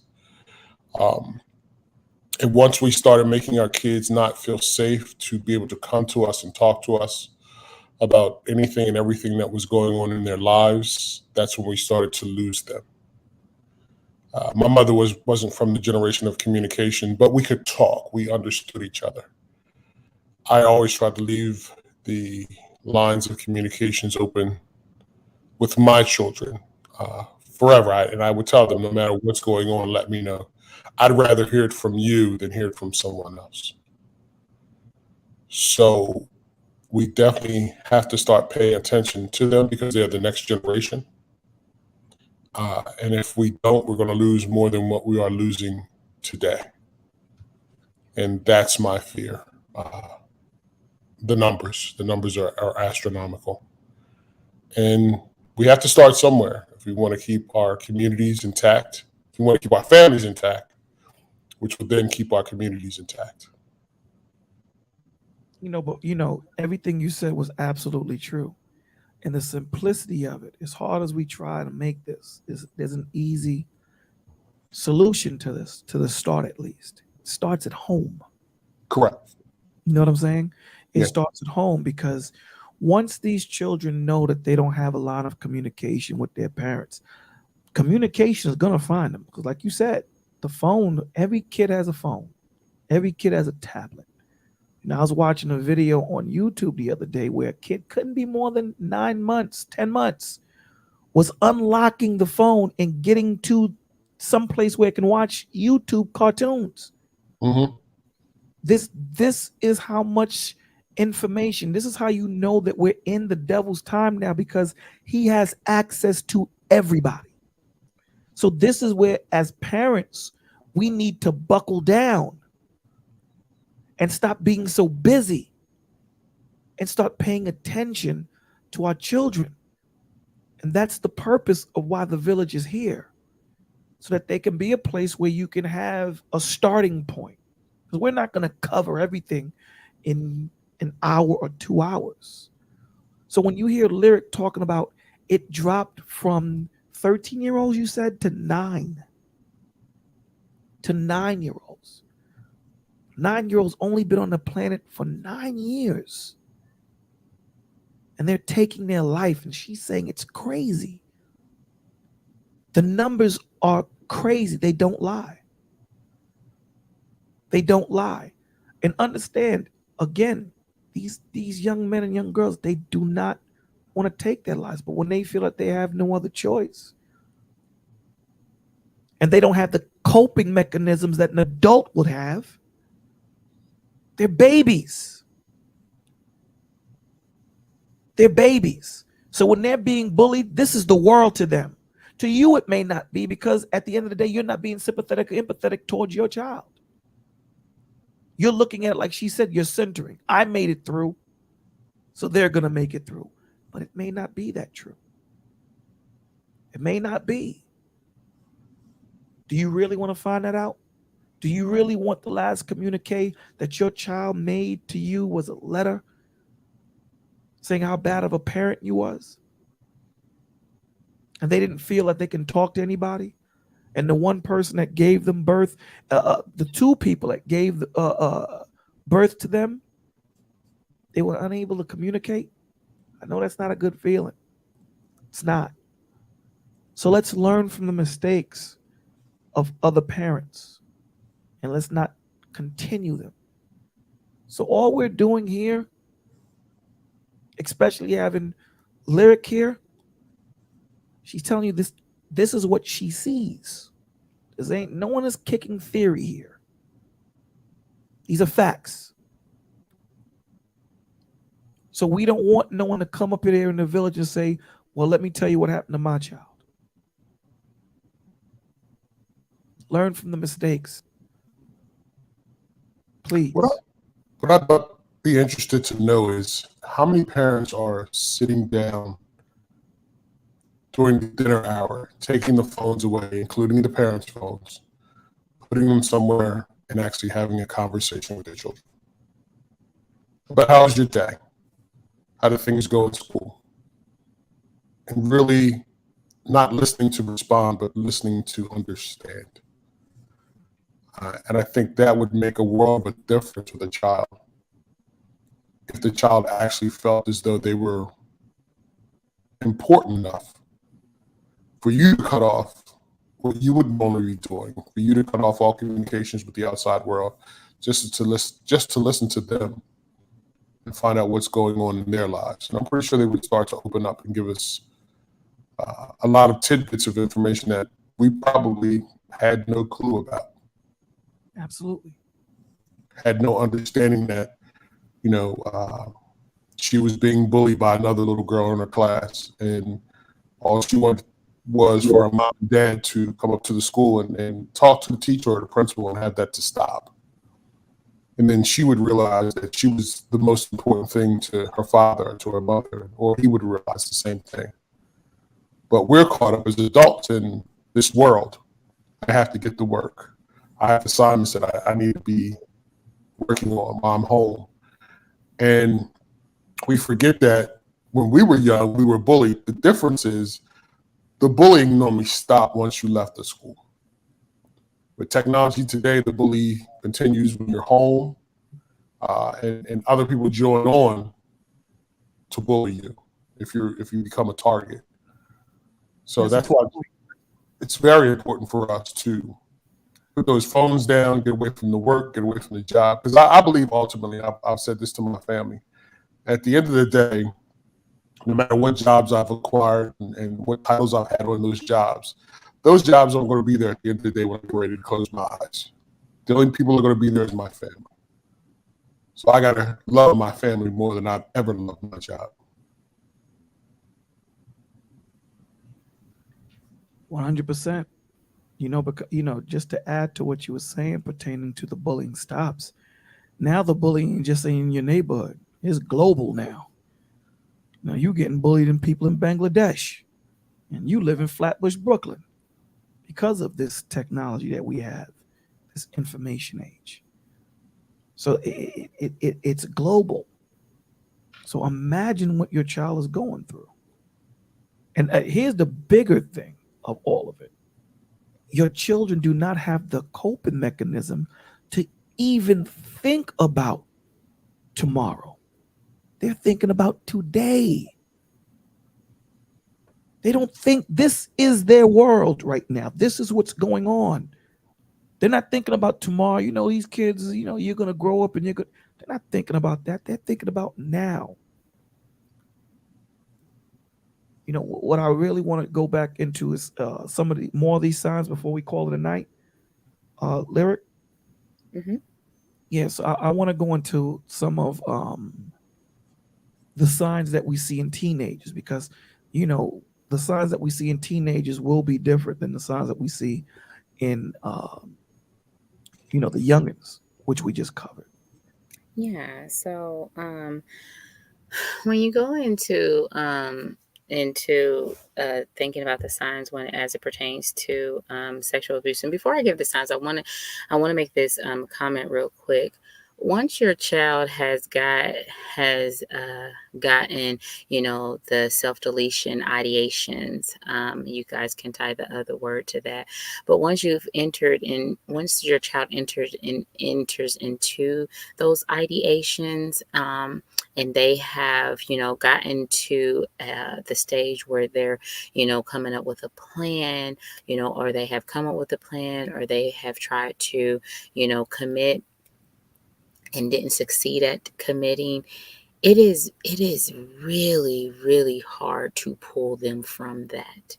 um it's really hard, because it kind of just gets a hold of them and it doesn't let go. And it is very true, we live in an era now where it's very, very hard for them to run from things.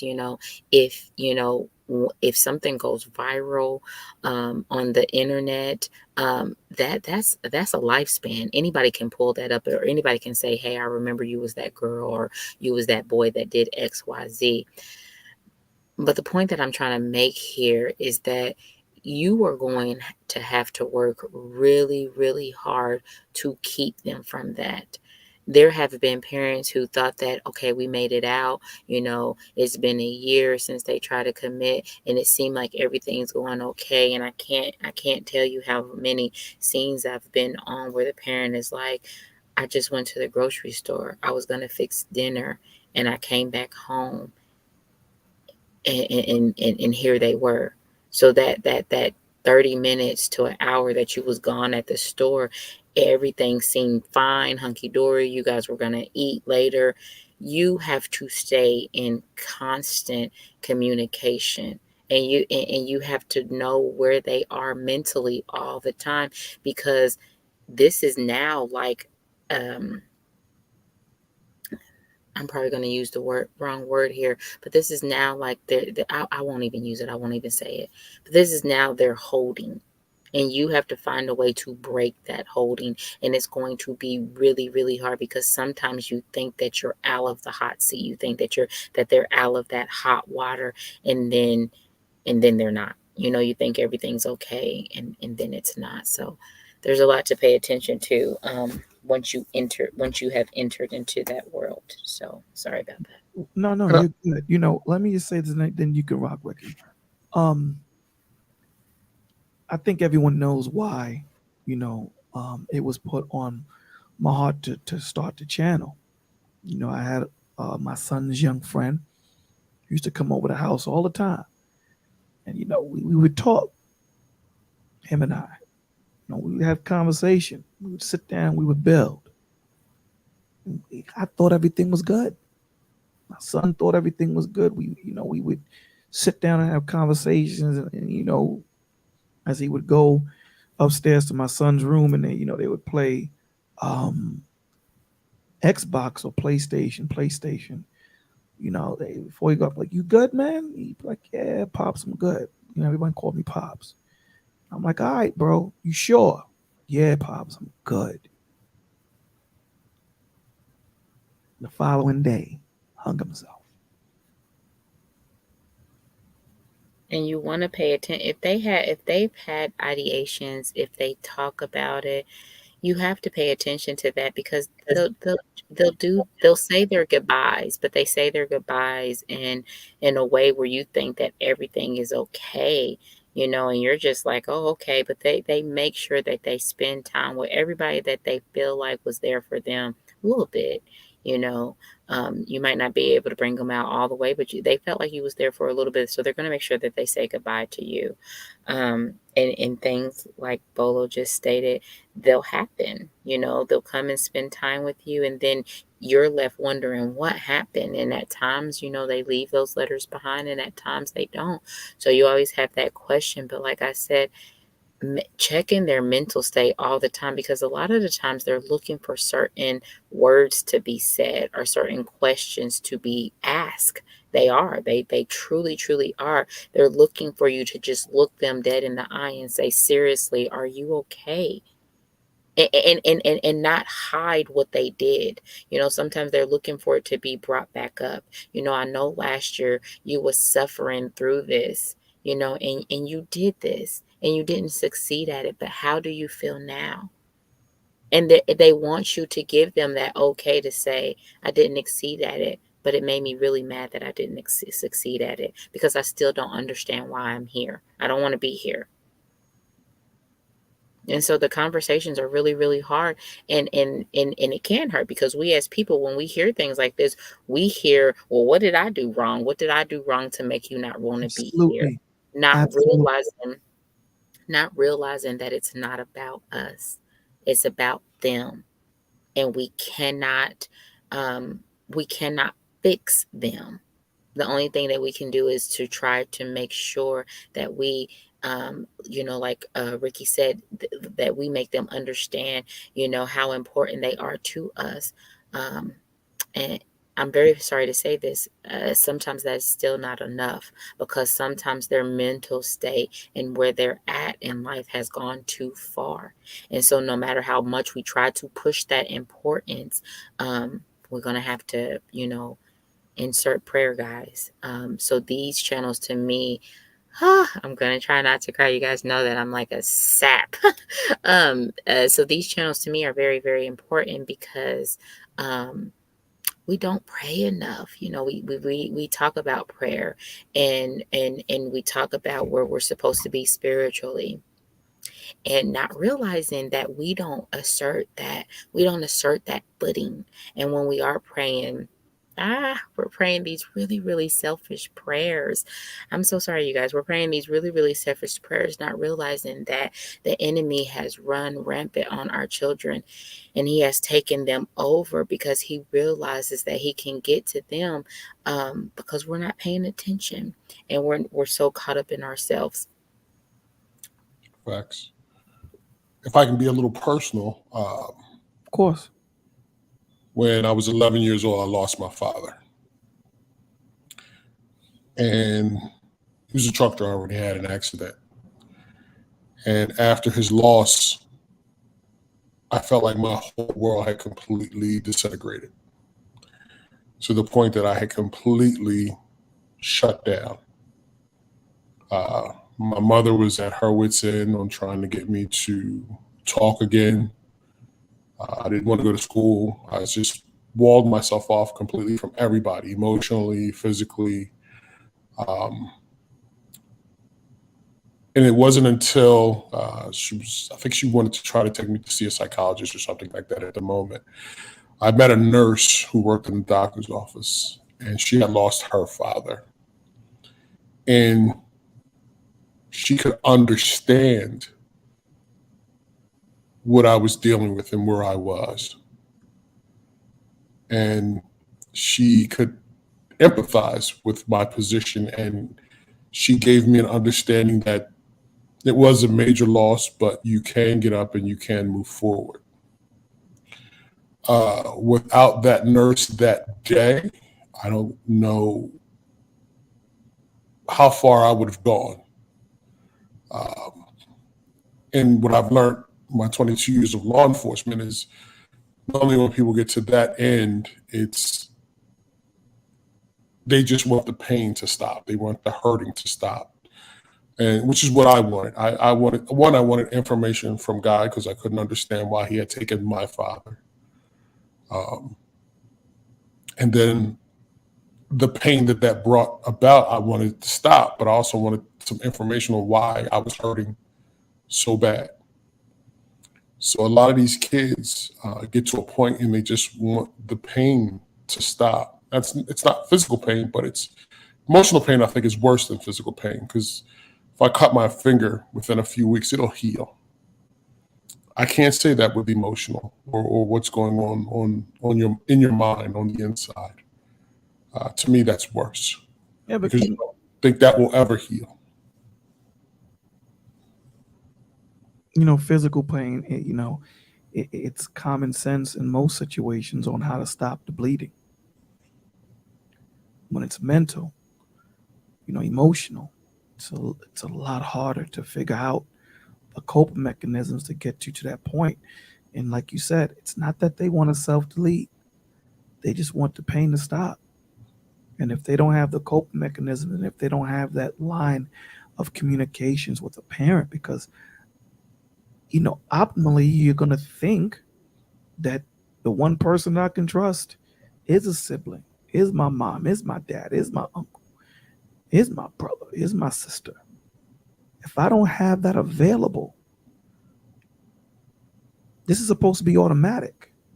Automatic, I'm supposed to be able to trust my mom, trust my dad. That's automatic. There shouldn't be a thought process to that. But if they don't have that and they're left to their own vices, again, 9. They're not going into deep thought. They're 9.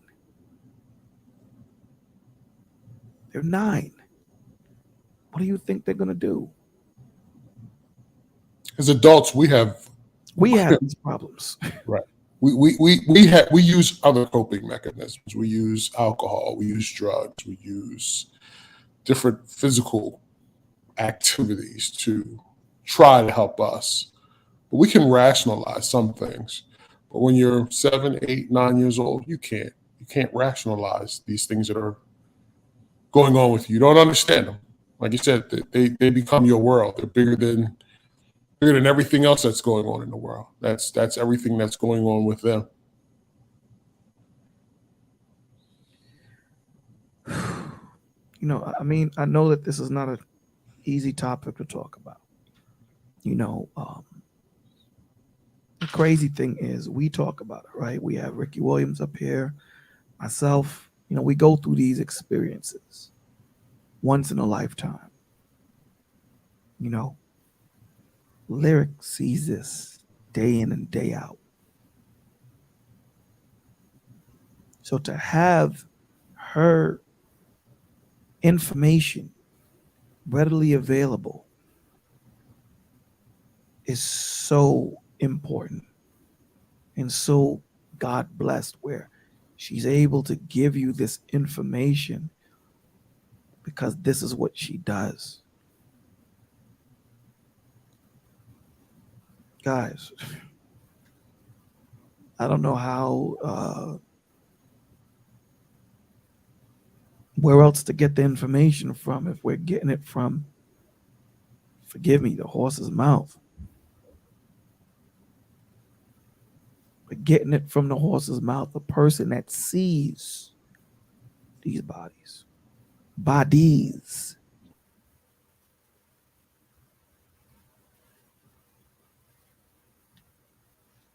There's 11 people in the building. 11.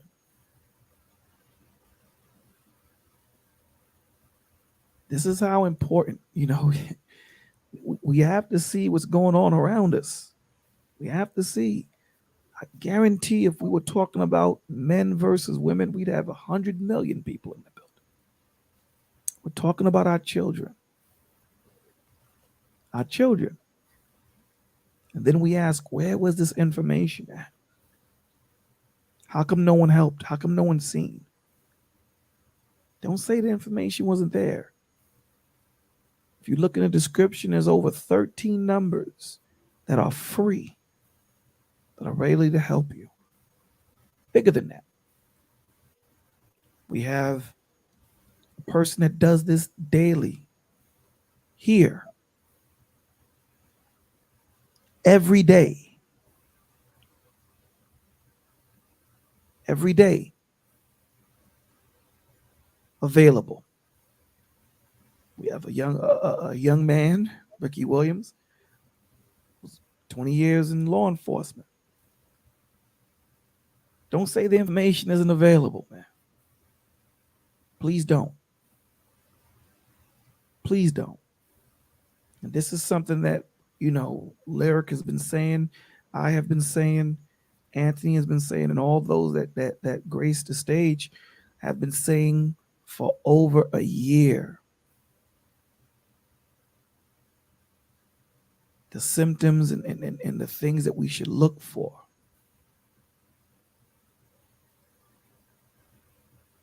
She's saying that it's dropped from 13 to 9. 9. A 9-year-old is physically taking, self-deleting. Put yourself in a 9-year-old's position. What must they think to do this?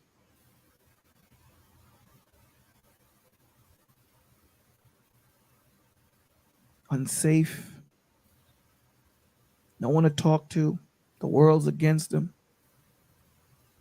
There's no safe place for them. No safe place. Even if you provide these places. You look at grown men, you look at Robin Williams, great actor, all the money in the world, took his life. John Belushi, great actor, took his life. Kurt Cobain, Kate Spade. Money doesn't solve the problem. Money does not solve the problem. We can go on forever about those that have self-deleted. And these are grown men and women. She's telling you she's the one that enters the names of the to the CDC. She said it better than I can. I stutter with it, but she enters the names. Guys, we got to do better. We have to do better. And I'm telling you, communication is such the key, and it does, and this is one of the things that don't, you can't narrow it down to a gender or a community, or it is very, very prevalent in high society, with a lot of people that you would think have it all. I will never forget. A story, where a woman, to me, she was a young mom, and she had several children, I think about 6, and her daughter was 9. And she, I think the little girl just wanted to just be her own a person. Again, guys, communication is the key. And her little self left a letter behind, but she was tired of doing everything. She was the second oldest, but she was the oldest girl, so a lot of changing diapers for her, and watching siblings and keeping siblings quiet for mom, and she didn't want to do it anymore. And yep, 9 years old. And so she, took herself out, and the mom was hurt, extremely hurt. You could tell she loved her child. And she just wanted to blame everybody else. She thought that someone talked her into it. But the little girl's letter spoke for itself. And I know, although that's very painful, I think we forget that our children are individuals, and we put things on them that they didn't ask to be put on.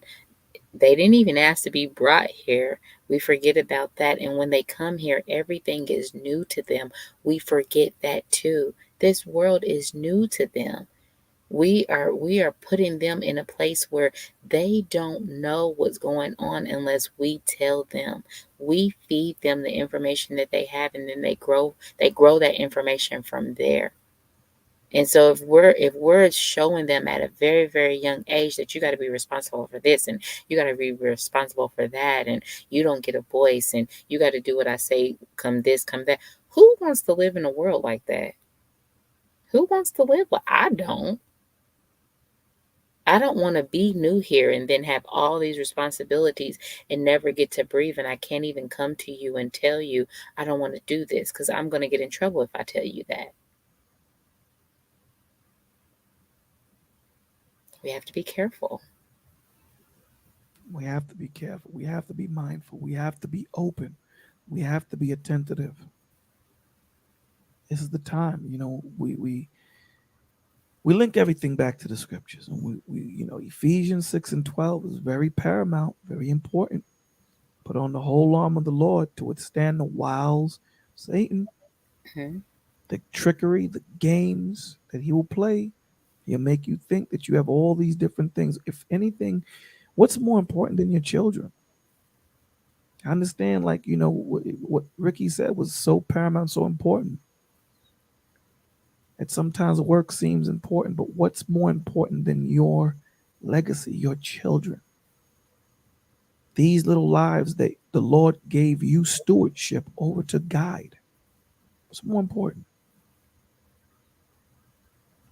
And we put so many things before them. So We have been here for 2 hours, guys, and the conversation has been amazing. I am so happy that Ricky Williams came up to join us. I'm so happy that Bolo decided to come on today and just, talk about this, because we don't talk about hard conversations, and we do have a lot of conversations that go on, as he stated, in they're just in these perpetual cycle of going over and over and over again, and people are finding a whole lot of different ways to ask the same question so that they can sit there for hours and hours and talk about it. Meanwhile, never understanding what resolve is, or even wanting resolve, because we're not going to solve any issues or get anything done if we sit hours on a stream talking about it. You do have to disperse yourself in the community and work from there and begin doing things. And a lot of the things start right inside your home, at your front door. If you are parents, you begin to learn quickly that you become parents of many. Once your children get friends, you just automatically become all of their parents too. So becoming a parent kind of makes you a parent of all. And a lot of these things that you could do to help can start right inside your home first. I'm right here. Sorry, guys. Now you good. So guys, listen, let's just run through some of the signs that to look for. And there's a plethora of other things.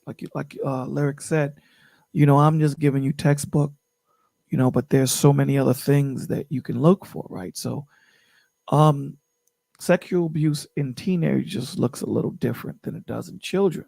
Like Lyric said, right? Aggressive, seems angry for no apparent reason, headaches, stomach aches, doesn't seem to be a physical cause, becomes angry, upset towards a particular person, uh, trouble developing or maintaining relationship, cries for no obvious reason, and like she said, has nightmares, low self-esteem,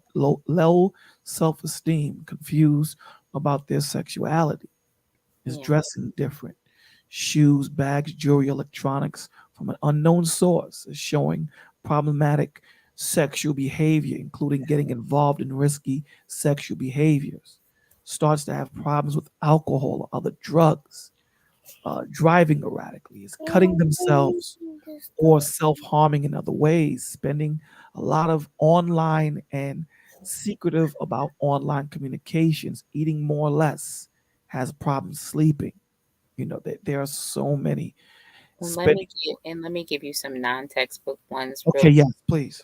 And so you're going to see them have signs of self-cutting, or they're going to have they're going to be inadequate with their personal hygiene, because they don't want to take their clothes off, or taking their clothes off is going to remind them of what happened. And a lot of the times they think that if they keep themselves unattractive or dirty, this is going to keep their predator away from them, which it usually doesn't work. If they show signs of sexual promiscuity, because a lot of them will become, hypersexual. And you'll start seeing them engaging in acts with other teenagers, or they may become the predator, the aggressor towards smaller children. And I mean really small, so 2 and 3. So if you start, if you start seeing them want to walk, a 3-year-old cousin or sibling off, and they've never done this with them before, and they always want to get that child by themselves, you really, really want to look into that and make sure that they're not touching that child, because a lot of the times that can happen if they never suffered with anxiety or depression before, and they're now starting to do that. It's getting harder for you to wake them up and get them out of the bed and get them to join the family groups and getting them to do things with family. Those are really heavy signs that they're probably going through or experiencing something. They can become kind of aggressive toward their predator, but it always doesn't seem to work. If they're showing signs of, being very, very combative with their adult, and you're thinking why, you might kind of want to look into that. Especially if the adult gets to a point where they're whispering in their ear and walking them away, then that's something to pay attention to, that dynamic, because then that's a telltale sign that adult has a hold on them. But you want to find out what that hold over them is for. And then if they kind of fear any intimacy or closeness with you, if once upon a time they were okay with you giving them hugs or giving them kisses or touching their hands, and they kind of shy away from that, you always just want to find a way to ask why or what's going on. And then a lot of the time in teenagers, they can begin compulsive eating. So if you catch them eating really, really late at night, and it's just a lot, that's a sign that sexual abuse might be going on, or they're suffering through a trauma that they just can't deal with. So, guys, look at this in the replay. And this, again, we're not covering everything. We're giving you a direction, so you guys can understand that it is very important to talk to your children. It's very important to look at these signs. It is very important that we leave the communication door open and stop thinking about just us. Especially, we always like to talk about being kings and being dictators and being czars and being head of household. So to you men, I challenge you. To you husbands, to you fathers, to you brothers, to you uncles, I challenge you. Talk to your nieces, your nephews, your sons, your daughters. Have an open dialogue. Do your best. Doesn't mean that you don't tell them, that you change what your dynamic of your relationship with your child is. You're still father, you're still daddy, you're still pops, whatever he calls you. But make yourself approachable.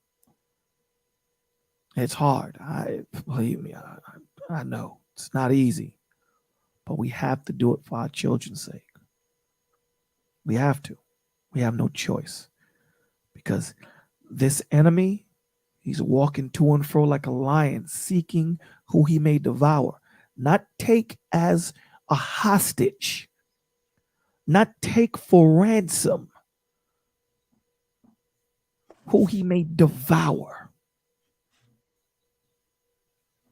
He is looking to devour our children. Let's protect our children. Let's protect them. I don't know if you have anything else you want to add, Mr. Ricky Williams. So I had an incident probably about, I want to say about 13 years ago. I was called to an area in the city that I patrolled for a fight. When I got there, seemed like half of the block was jumping on this one gentleman. I get out and I stop the physical assault on the gentleman. What I come to find out was that gentleman, the reason they were assaulting him was because a young lady who was in her mid-20s had just told her family that when she was a young lady, little girl, that he had assaulted her. So, and I think this occurred when she was about 6 or 7 years old. Like I said, at this time, she was in her mid-20s. And she had held on to that secret for that long before she told her family. So, just because you have family members who you think you should be able to trust, or friends that you think you should be able to trust, be very mindful of who you have around your children. And understand that they won't always let you know at that time, maybe when it's going on. Because like I said, this young lady had held on it for probably about 18 or 19 years before she actually told her family what had happened. So it's real. It's out there. And like you said, we as men have to be mindful that we are the first line of protection for our children. And we got to pay attention to what's going on, who they're with, who they're around. And like Lyric says, when their behavior starts to change a little bit from what we're accustomed to, we need to be very astute and pick up on that. Because that one little clue might be missing a whole lot. So I appreciate you letting me on tonight, bro. It's definitely a difficult subject, but a good subject. Absolutely. Absolutely. You can't leave, brother. You know the rules. We have last words. You can't just, you know what I'm saying, slip out now, brother. Do you have anything you want to add before we send up this prayer? Is that for me or for Lyric? Okay. That's for Lyric. Lyric? I just want to thank everybody for, coming here tonight and having this, really uncomfortable conversation with us, and just jumping right in and being okay with, not only listening, but participating in the conversation. I hope that everyone was able to grab some really good tools and take them and start to use them to just relearn your children, because a lot of times we think we know, but we don't. Also, don't forget to use the hotline. Don't forget to use the text to talk. And also, don't forget to give Mr. Ricky a really, really big applause for not only coming up here and sharing his story, but also giving you guys some amazing tools to use as well. Ricky Williams gets the ding. Thank you. Lyric, what Psalms?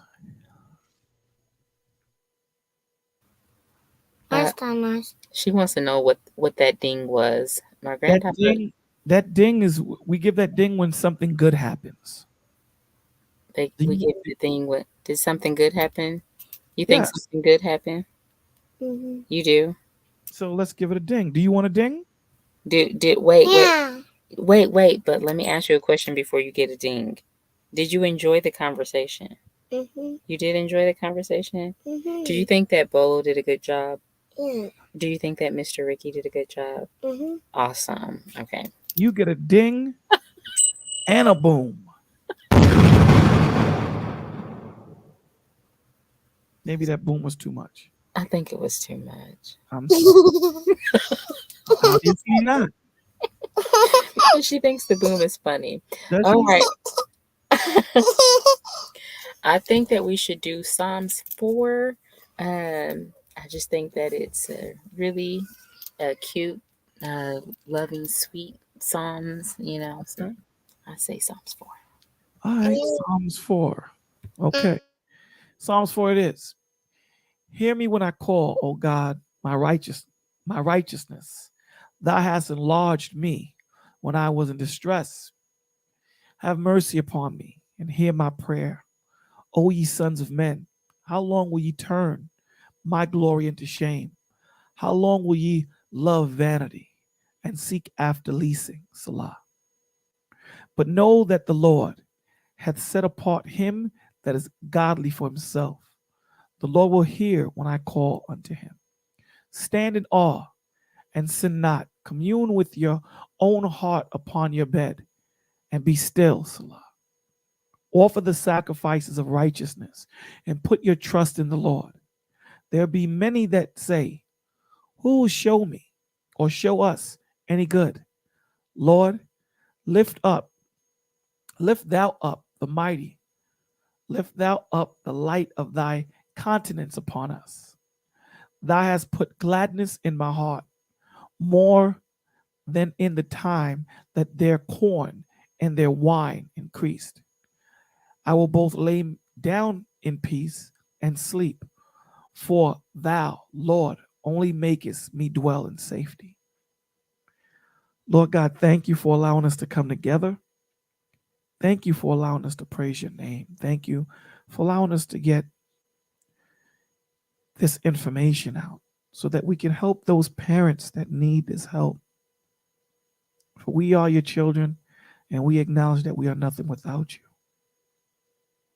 We ask you, as we open up our mind, bodies, and souls and spirit, that you take your miraculous hand, wonderful hands, and mold us into the men and women that you need us to be, and help us to be those images, those living testimonies to those that need to hear it. Let us not be afraid. Let us not walk in fear, but cry aloud in the glory of the Lord, so that we may be able to let our children know, to let the village know that you can make it through this. And I am your living image, your living testimony, your living ark. Lord God, we are going to mention some names. We ask that you please protect them, their families. We ask you that you give them travel mercy. We ask if they are sick that you encamp your angels around their sick and give them strength. And all those that search for you in truth, wisdom, understanding, but most of all, love.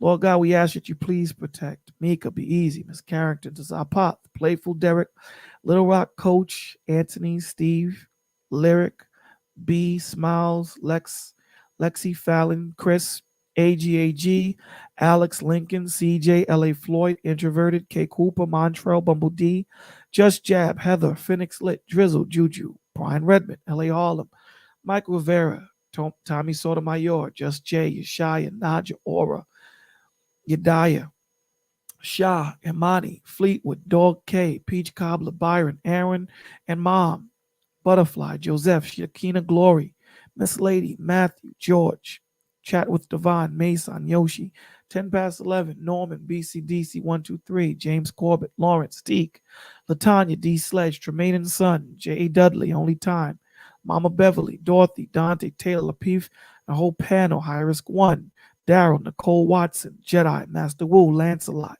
Miss M, Rochelle Halliburton, Definite G, Slim, 611, Mr.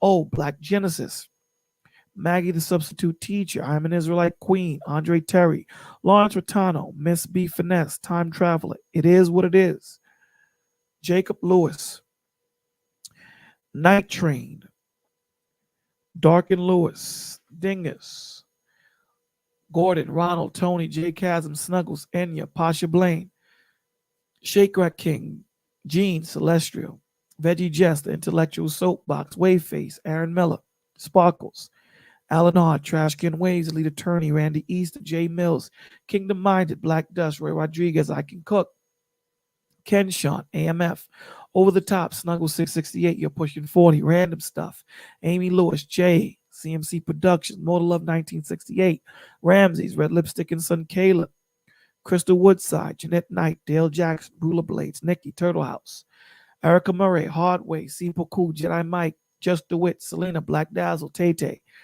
Sexy Slim TV, Pierre Ledur, Jamal, Woodward, Provoking Thoughts, Mosaic, TJ Randolph, Ebra, The Last Saint, Bill With Me, Pillow Talk, Billionaire Mentors Podcast, Chaotic Truth, 84 Clean Cut, Princess C, Princess A, Princessa, Alan G, Balling's My Hobby, Sahel Speaks, Security Boss Unsolicited, Icy Lemons, and I.A. Lewis, Taylor Made, E. Black, George Lewis, Zach Stewart, Richard Gordonez, Brolic St. Sean, O'Shea Lennox, Big Wolf, E. Daughter, Information Man Show, Shanita Richardson, Byron Podcast Show, King Rich, The Windy City, Truth Is Not Favored, Damage, Robert Thomas, Mr. Docs, Alan Davis, Chris G, Travis Savage, Ebony, Riley McCann, Mona D, Alexis, W911, Karma, The Real Erica, The Real Yajane, Black Genesis, Armand Brown, Chalk K, Melanie, Queen 2K, Just a Splash, L. Nixon, Prince of Petty, Sleeping Beauty,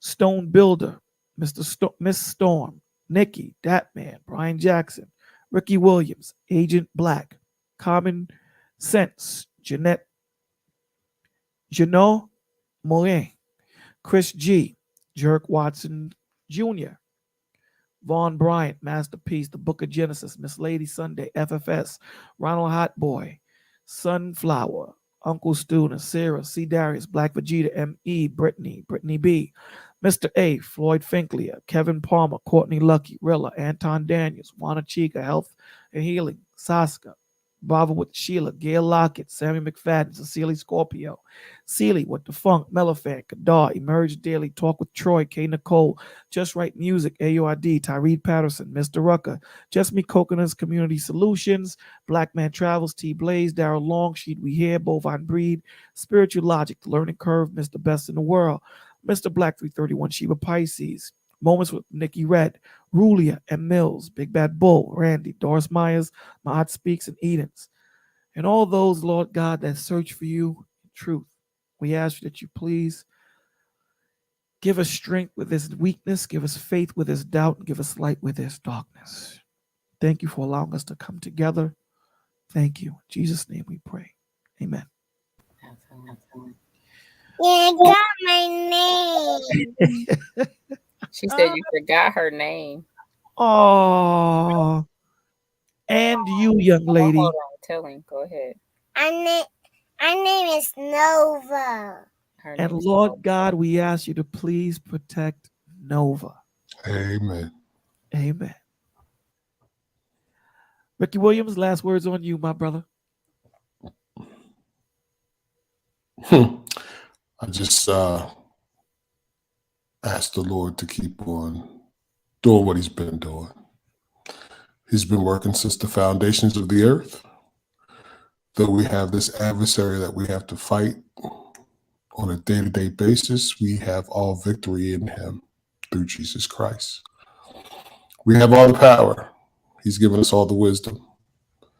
So let us go forth as soldiers, brothers, sisters, villagers, and do what he's called us to do. And we're going to be all right. We definitely going to be all right, my brother. Thank you. No doubt. Thank you. Lyric, last words on you. Thank you. You get this, Nova.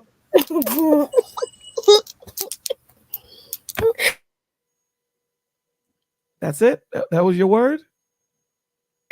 Well, I keep trying to like speak without her, but she's copying me. So I'm just really grateful for everybody. I'm thankful that he is allowing people to hear our voices. And I can't thank him enough for you opening this panel up tonight and just having this conversation. Thank you so much to Mr. Ricky for joining. And I just thank him for always coming down and joining us. It's always such a sweet spirit here. So I'm very grateful for that. I just grabbed my.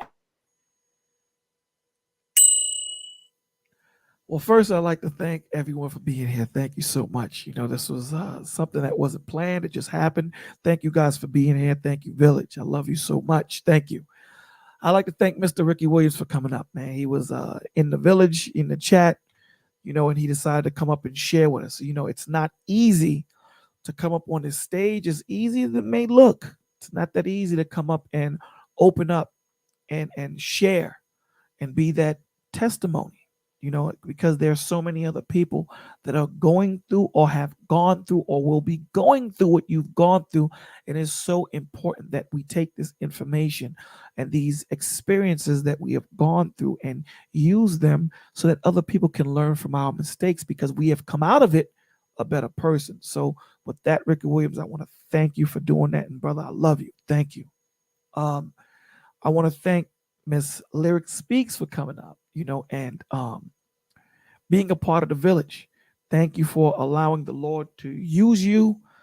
And I'd like to thank Nova for being a part of the Village. And thank you for the Lord allowing the Lord to use you and come up here and give us this information that we need. You know, we need to hear as parents. We need to hear this as brothers, as fathers, sisters, mothers. We need to hear this. And as hard as it is, and again, this video might get struck down for some of the words that we used. So as long as it's up, guys, please don't be afraid. If you see something, say something. All of the numbers are in the description. Please use it. Or you can use the number for the village, 347-394-5954. Please. Okay, guys. We are all they got. We are all they got. So, Lyric, I love you for that. Thank you for being up here, Village. I love you. Ricky Williams, I love you guys. I just want to thank you guys, man. Lord willing, you guys will be with us tomorrow morning for the read. We're in Esther. It's a good thing, man. We're reading the book. We're getting our eyes off of the movies and off of the he say, she say thing, and we're actually reading the book ourselves. So with that being said, guys, have a blessed night, and Lord willing, we'll see you in the morning. Good night, guys. Love you all. Good night. Love you guys. Bye. Bye. Bye. Bye.